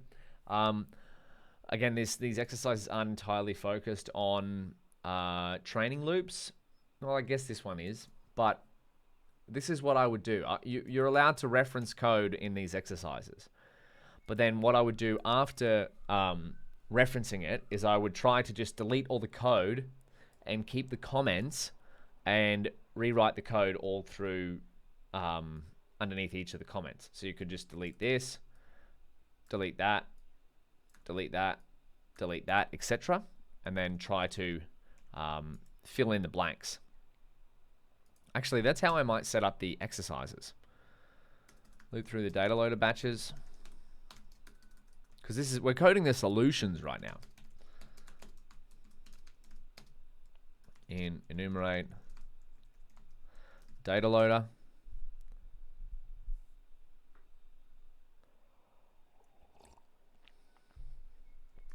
Is human vision only 17 images per second?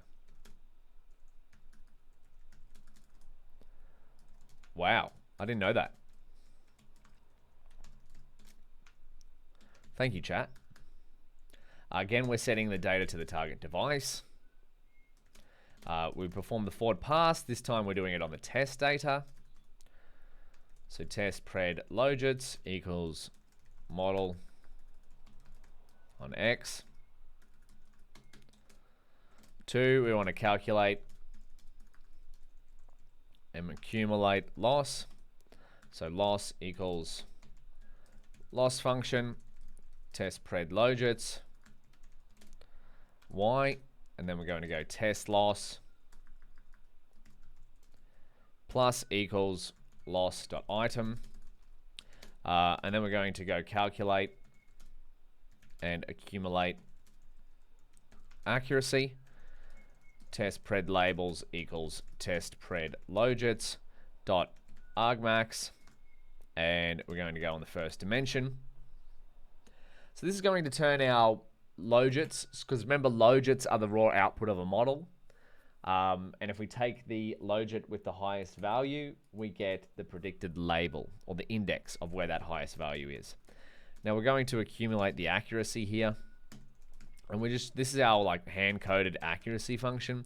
We could use something like torch metrics for this accuracy function, but for now, accuracy is quite a simple metric to calculate. Wonderful. And then again, we're going to adjust metrics to get average loss and accuracy per batch. So test loss equals test loss divided by length of the data loader. So because we're accumulating the loss and the accuracy every batch, it's going to add it up. And so that's why we divide it by the length of the data loader at the end, so that it gets the average loss and accuracy per batch.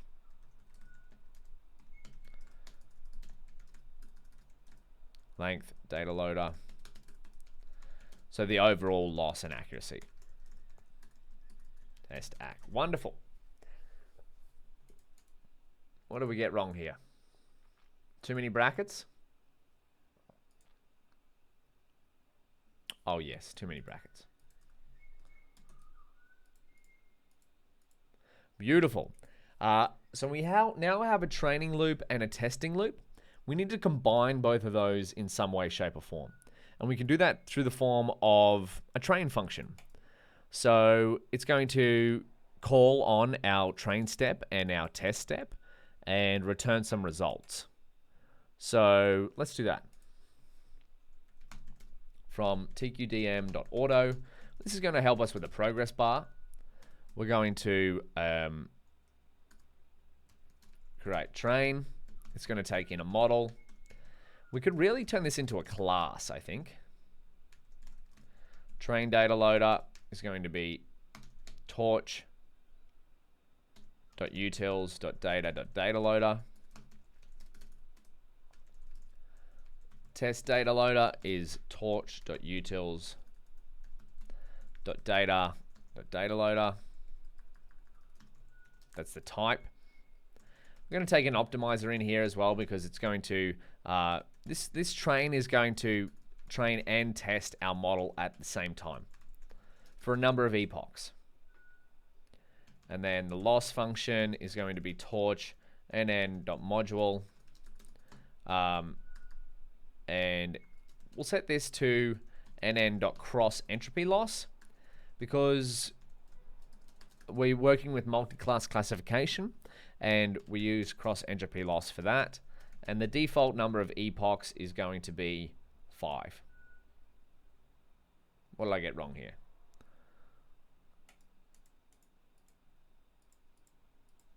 Oh, wonderful. So we're going to create an empty results dictionary because we want to keep track of the training.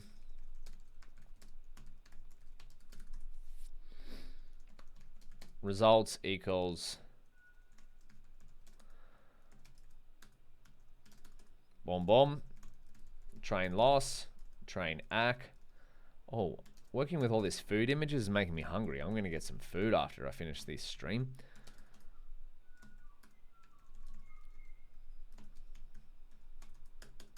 Wonderful. So now we're going to loop through the training and testing steps for a number of epochs.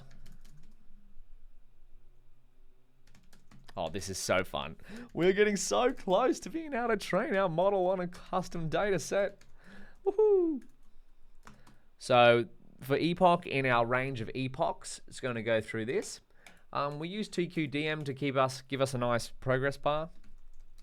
We're going to get the train loss and the train ACK. From our test step, the model is going to equal model. The data loader is going to equal our train data loader. Our loss function is going to equal our loss function. Oh, excuse me. Our optimizer is going to be our optimizer. And then our test loss and test accuracy equals test step. Model equals model. Data loader equals test data loader. And loss function equals loss function. Wonderful. Look at us go. So that's going to loop through our train step and our test step. Train step. Test step. And then we're going to print out what's happening. Print f epoch equals epoch plus 1. Do we need to do that? We don't necessarily need to do that.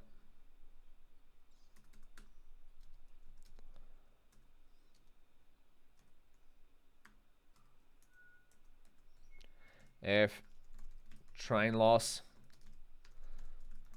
and we'll get that to 4 Fs. 4 decimal places, that is.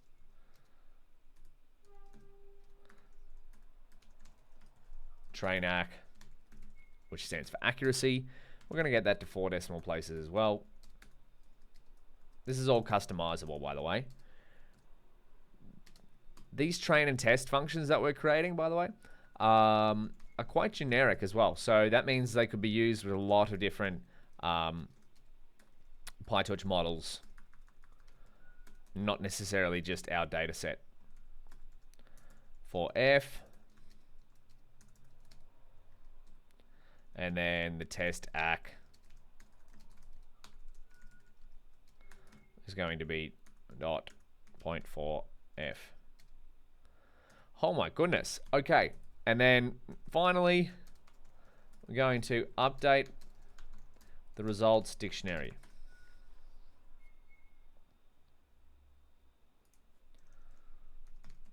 Results, train loss, dot append, train loss, results, train ACK dot append, train ACK, and results, test loss dot append, test loss, and results, test ACK dot append, test ACK. Oh, we got there in the end, everyone. Is this on the right line? Oh, we need to do this inside the loop, don't we? And then we return the results.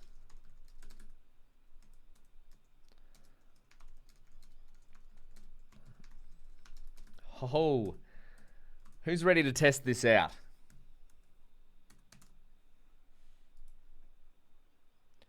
So have we done exercise number 4? Create training and test functions for model 0. Yes, we have. We don't know if these will work unless we test them out. So try training the model you made in exercise 3 for 5, 20, and 50 epochs. Let's do that. Now this is where our helper functions are going to come in handy. We could call this function 3 times just with different values of the epoch. So let's take our model code and go here. We'll go model 0. And we'll go double the number of hidden units. I like that. That'll be easier than layers.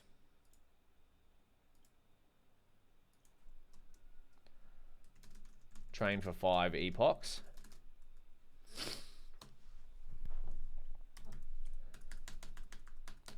So we're going to go model 0 results equals, and we're going to call our train function. And what do we need in here? We need model, which equals model 0. And we need train data loader equals train data loader. Test data loader equals test data loader. Optimizer equals torch.optim.optimizer. Oh no, .optim. Let's just use SGD. Model 0.parameters. And the LR can be 001. Or just 01. What did we use in here? Optimizer.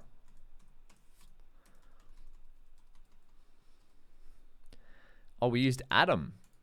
Okay, let's use Atom.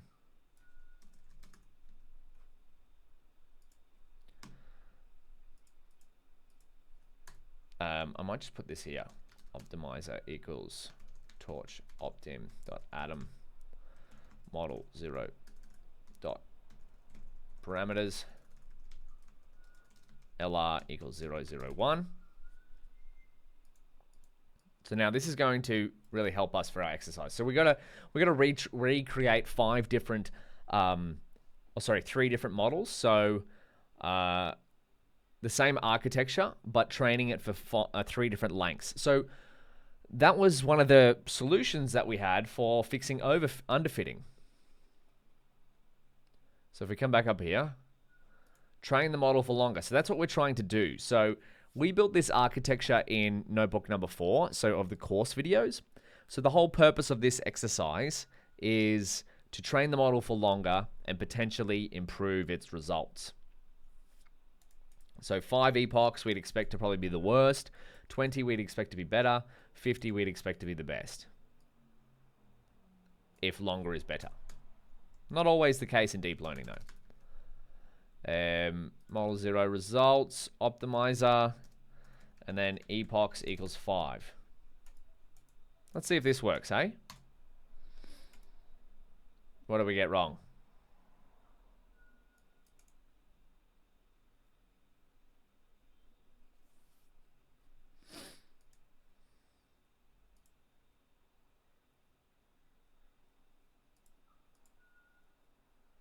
I'm going to turn off printing the shapes.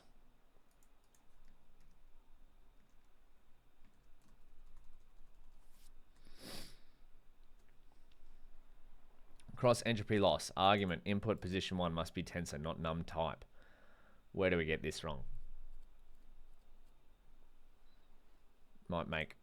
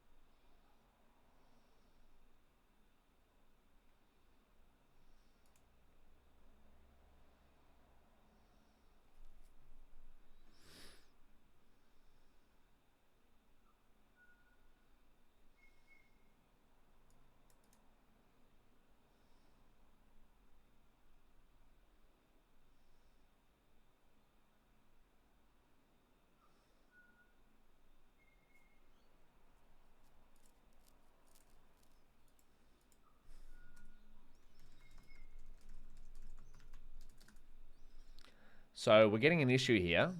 This is why I make these videos live, so you can see that not everything goes to plan. None. So our model, oh, we're not returning X. Did you catch that? We're not returning X from our forward function. Oh my goodness, we need to stop that. And we have a typo in our test function. We're printing out too much stuff here. This is beautiful, catching errors on the fly. So be sure in your forward function of your models to return the value that you've computed. I'm going to can this. We don't want to print it out anymore. Now let's have a look. Can we train for 5 epochs?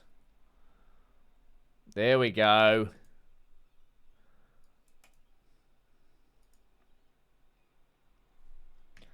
Okay, so our model is not improving after 5 epochs. Now this is the goal here. Ideally, if we train for longer, it gives us a chance for our model to improve. But it's kind of jumping around all over the place. Maybe we change the learning rate? What happens?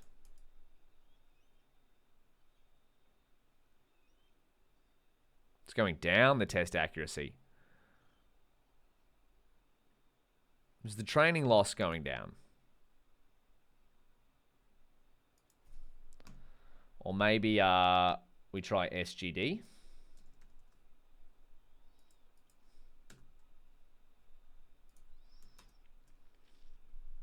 This is all part of experimenting, right? Different optimizers, different learning rates, different number of epochs, different amount of data. Oh, it looked like it started to improve there. We might just leave that. So now I'm going to copy this. I might go use torch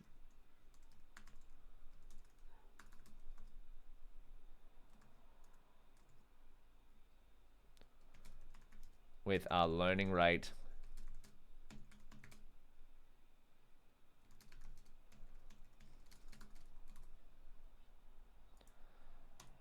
torch.manual seed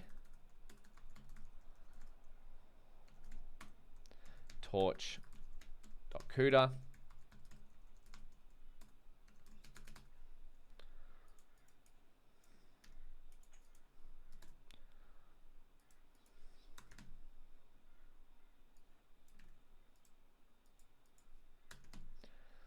So we're going to change this to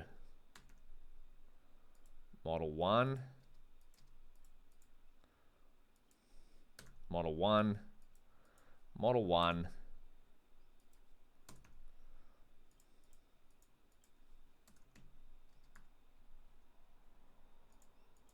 model 1, model 1, model 1, model 1.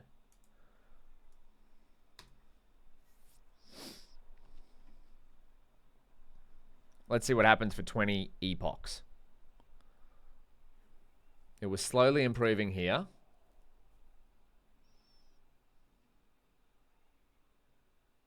Hey, there we go.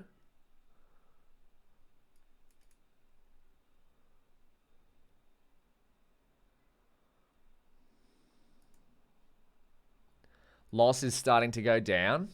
Accuracy starting to go up. This is what we want to see. Oh, the test loss is starting to, it might be starting to overfit.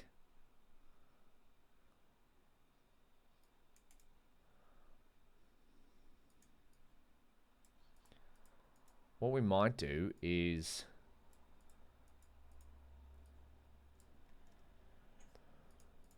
try Atom.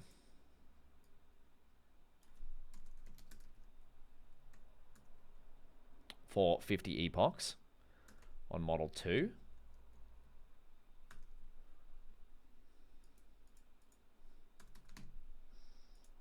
This is a fun part. We get to fit different models and try out different parameters and see what works.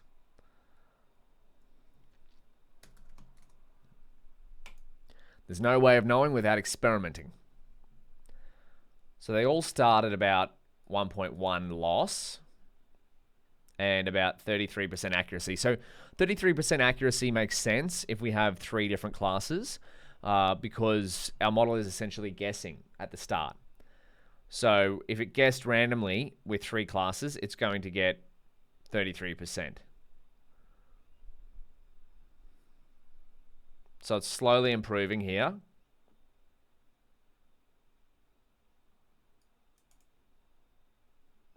But the test loss is not going down as much as we'd like it to. So it looks like our model is overfitting, meaning it's performing better on the training data, not so well on the test data.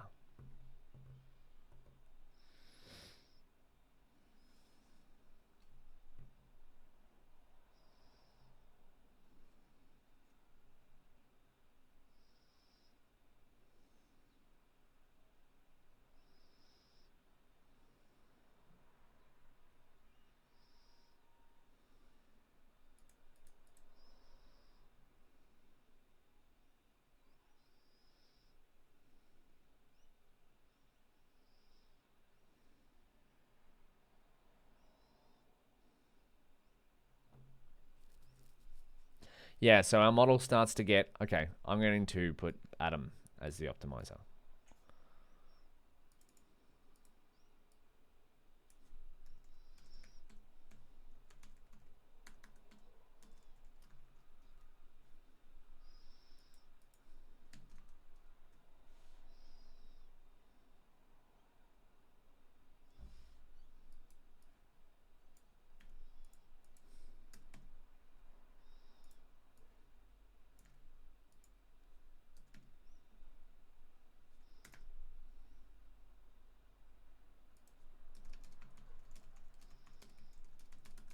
It looks like our model is starting to overfit towards the end,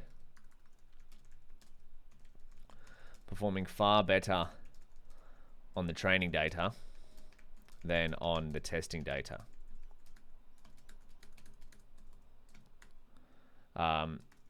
In order to fix this, we'd have to introduce ways of preventing overfitting.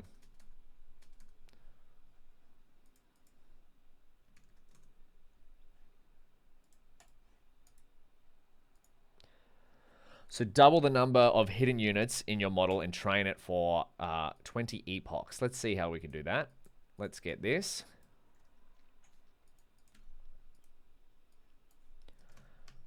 Double the number of hidden units and train for 20 epochs. So hidden units is going to be 20. We're going to stick, this will be model 3. We're going to stick with Adam. Model 3. Train for 20 epochs.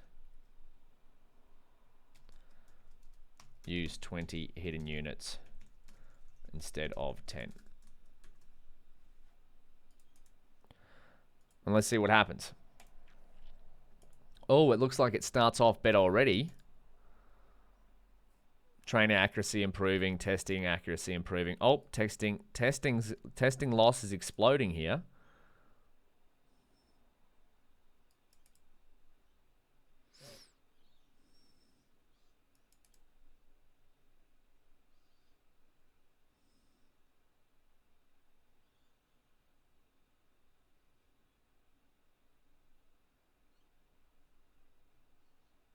Okay, so we get better performance, but it's still overfitting.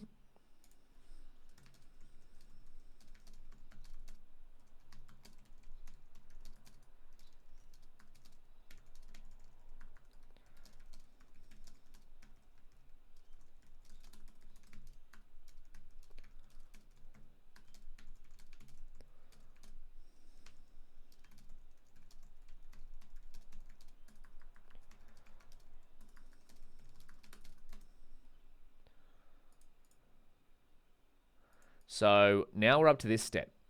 Exercise 7. Double the data you're using with your model from step 6 and train it for 20 epochs. So one of the ways to prevent overfitting is to increase the amount of data you're using. Another way is to reduce the complexity of your model.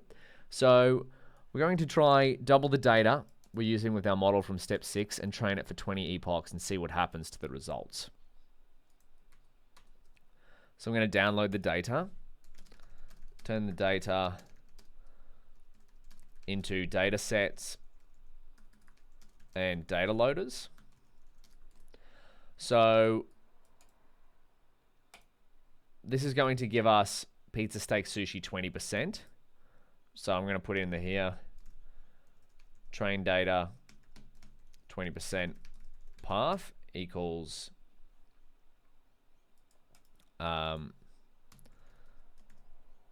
image path / train, and test data 20% path equals image path / test.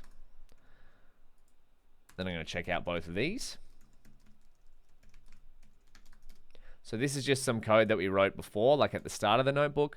Instead of getting the 10% data set, it gets the 20% data set, which is on the GitHub as well, 20% data set. You can also find the already formatted data set on GitHub. You'll need to write download code like in exercise. What exercise was it?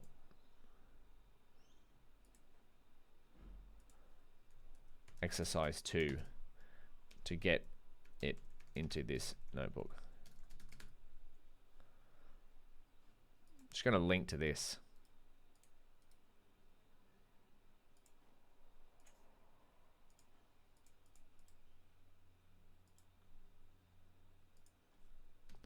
Already formatted. Double data 20% instead of 10% subset.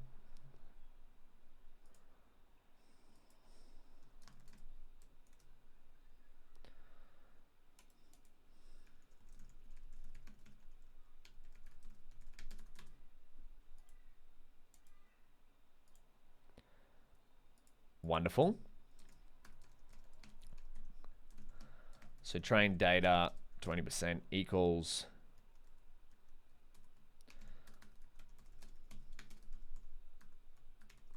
utils.data import dataset.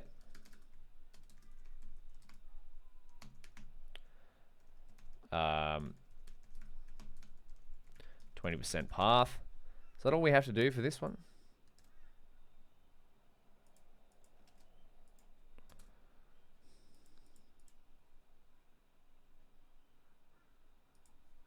Oh, excuse me.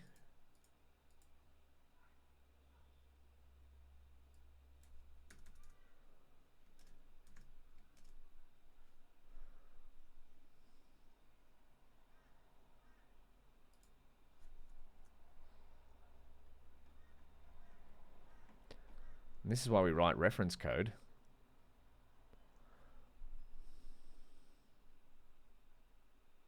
Oh, image folder. That's what we want to do. With a simple data transform.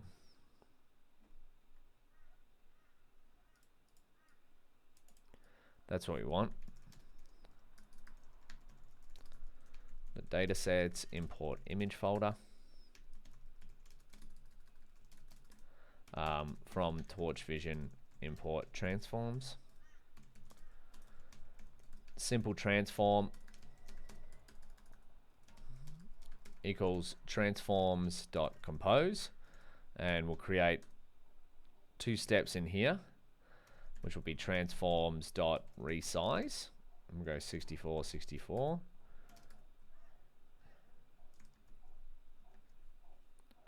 And we'll turn our images into tensors.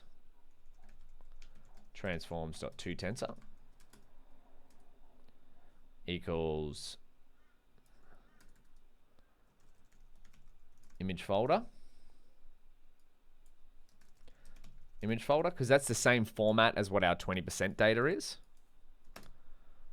Image folder, and then transform equals simple transform.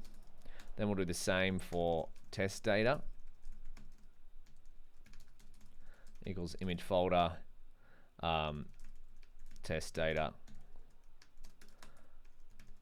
transform equals simple transform, and then test, we'll create the data loaders. So train data 20% equals, we've got to import the data loader from torch.utils.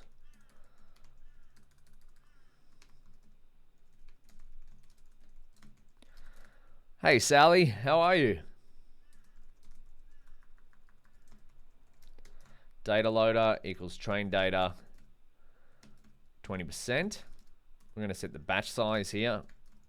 Might set this to 32. And then we're going to set the num workers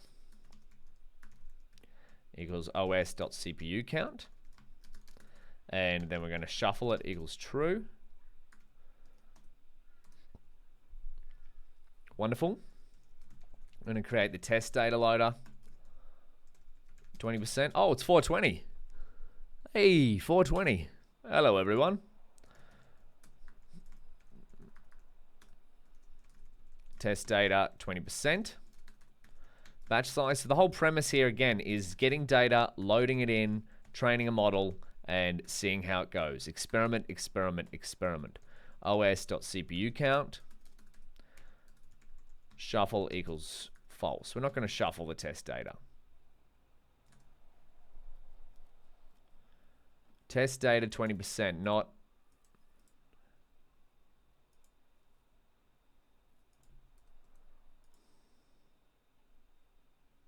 Oh, path. Wonderful. So now let's train a model with the upgraded data sets. Train a model with increased amount of data.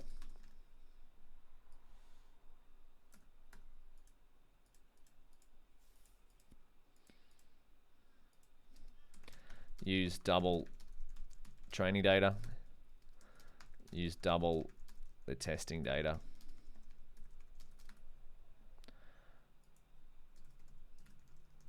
%.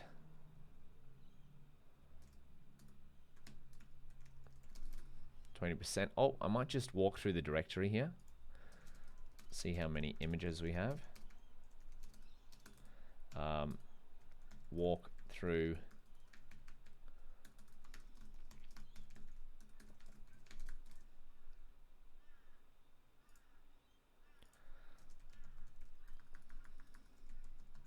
Excellent. We now have double the training and testing images. So this is, we want to make model 3. I think you can go option click. Model 4.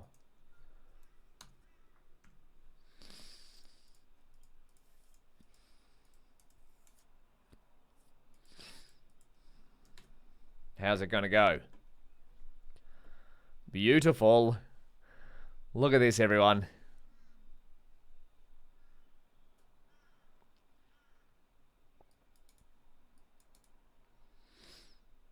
Oh, we still get a model that overfits. Oh, loss is going down. This is good. Oh, back up. Spoke too soon. Down, down. Lovely.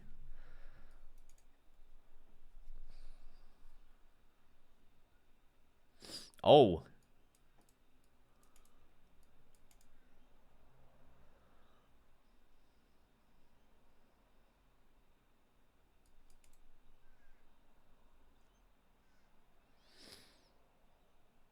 Okay, so it still looks like our model is still overfitting, even with double the data. It looks like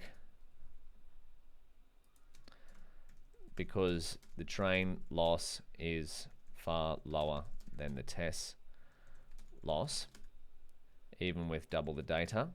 It looks like we'll have to further investigate other methods of reducing overfitting to build a better model. Wonderful. So now let's make a prediction of our own custom image of pizza, steak, and sushi slash date from the internet. So you could even download one from the internet with your trained model from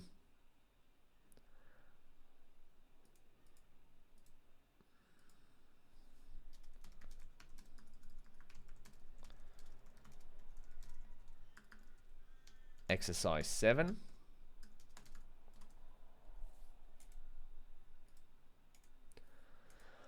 Okay, so we need to get a custom image.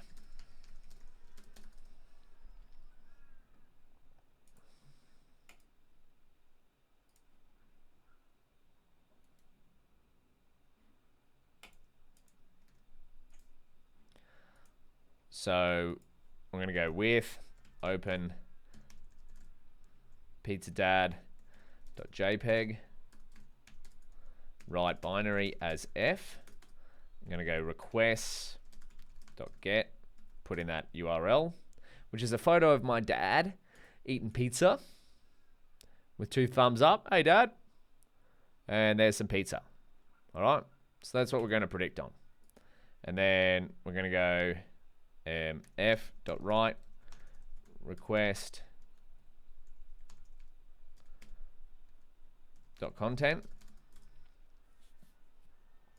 Do we get Pizza Dad in here?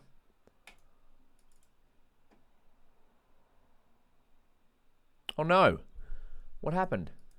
What if we just write?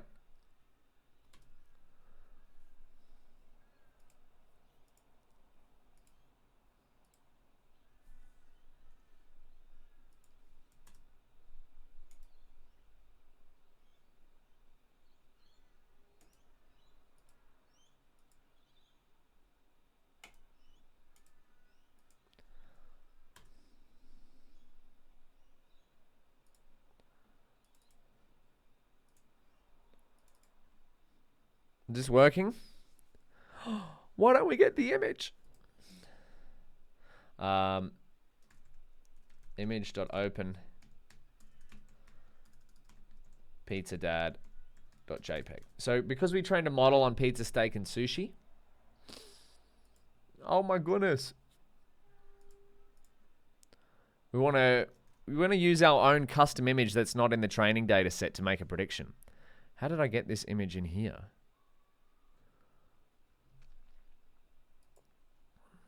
Oh, we need the raw URL.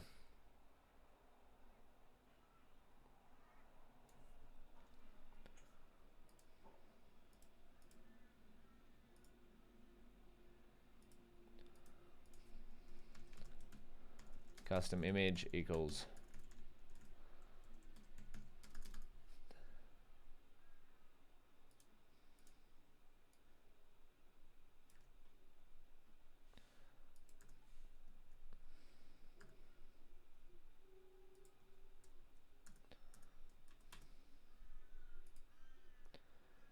okay, so this is our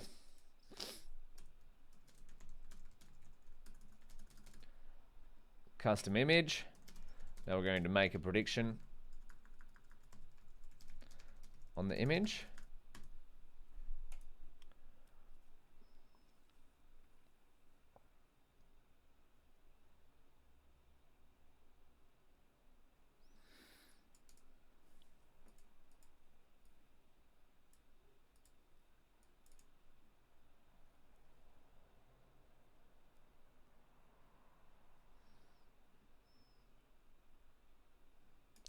Is this still not working? Oh, it's quite a large image. That's all right.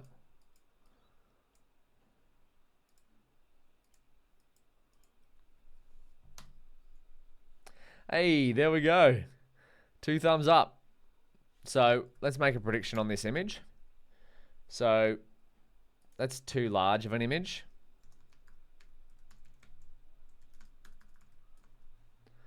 imshow. Can imshow plot a file path?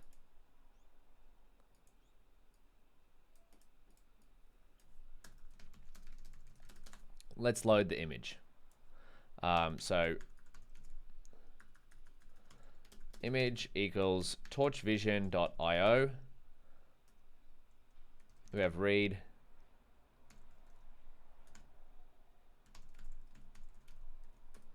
image.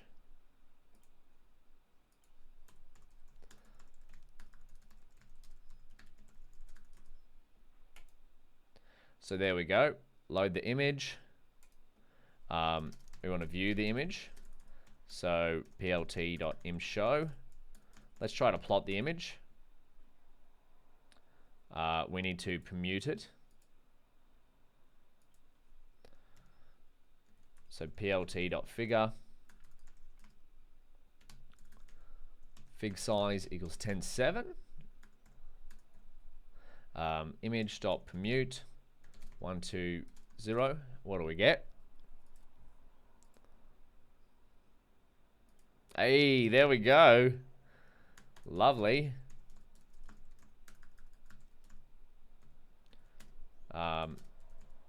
This is because matplotlib likes images in format, not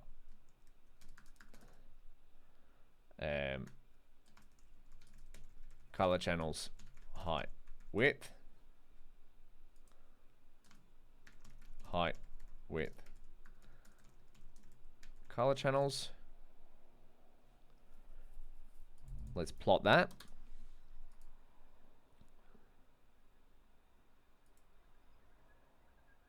Make a prediction on the image. Let's go simple transform, pass the image through the transform.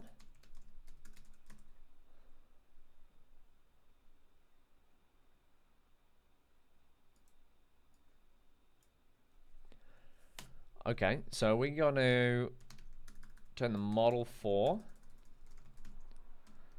.eval, so with torch.inference mode.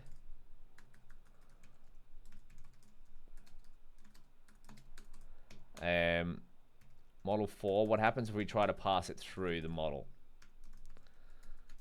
image?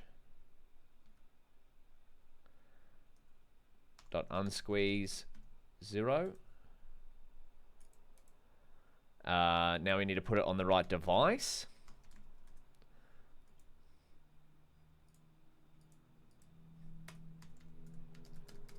Let's go image. We need to turn it into a batch. That's what we're going to do. Image unsqueeze.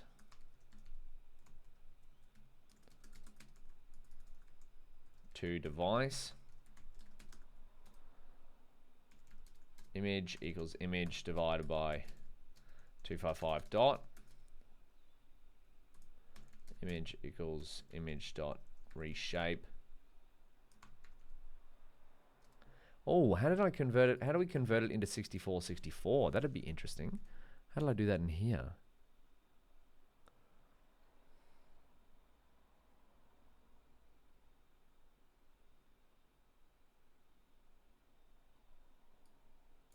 There we go.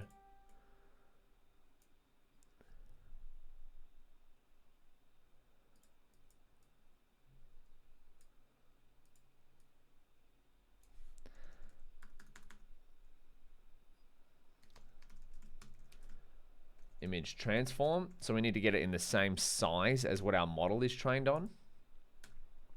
We want to go transforms.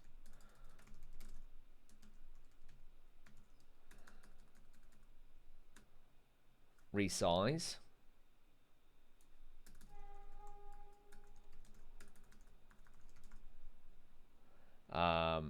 Resize equals transforms dot resize.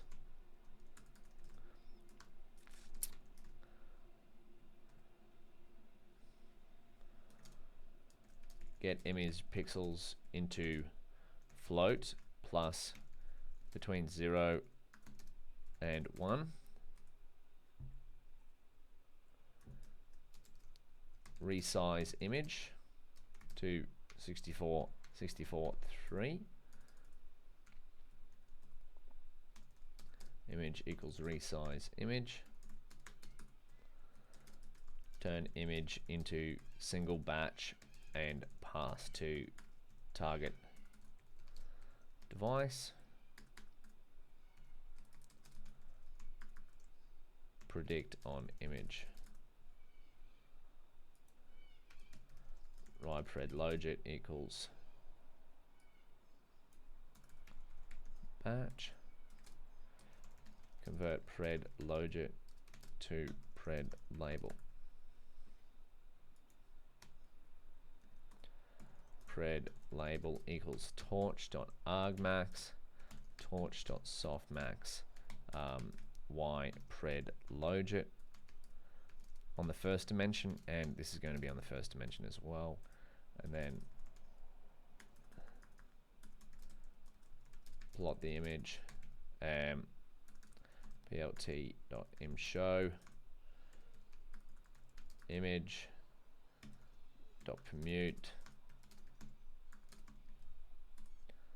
plot.title equals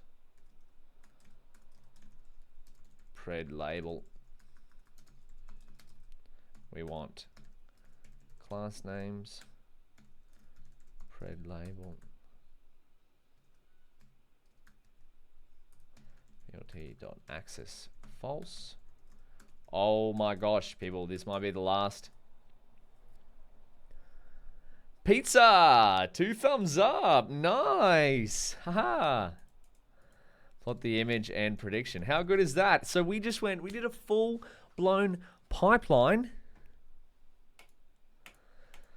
of loading a custom data set. We did all the exercises, make a prediction on your own custom image, and our model got it right, albeit our model could probably improve more because it's still overfitting. But it's still performing at 60% accuracy, thereabouts. The loss is going up, which is not good. But we just went through all of the exercises for Notebook 04. And yeah, you're right, Sally. There is no need to use Torch Softmax. So we could get the exact, what Sally is saying in the Twitch chat is we could get the exact same results if we just got rid of this.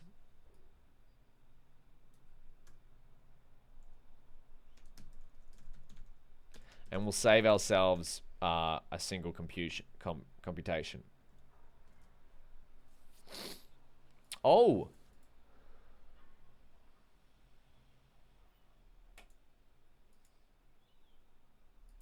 What happened here?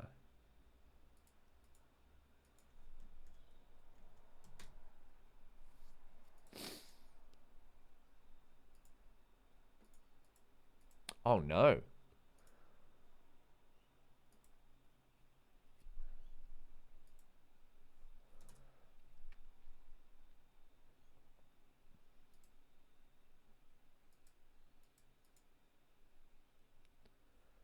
Let's just rerun this.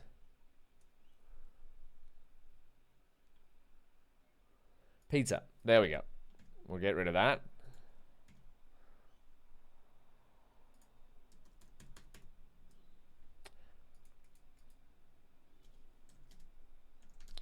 Same result as above without. So we've just covered all of the steps in loading custom data and making a model for it and predicting it. These are going to be the... Excuse me. I've done a lot of talking this stream. This is going to be the video accomplishment or accompaniment. The video that accompanies the PyTorch custom dataset exercise solutions, which will be on GitHub. So this is part of the course. Extras, solutions. This will be the video for number 3. There are videos for 2 and 3. Sorry, the video for number 4. There are videos for 2 and 3. All the solutions will be in here. But this is some code that I would write to solve the exercises that I've set throughout the course. And so this took me about 3 hours. referencing the original notebook here. So yeah, keep that in mind for when you're going through it, but also you're probably not going to notice that because I'm saying this at the end of the video. But that's all right. The motto is, if in doubt, run the code, and keep learning, keep creating. I'll see you in the next stream. Peace.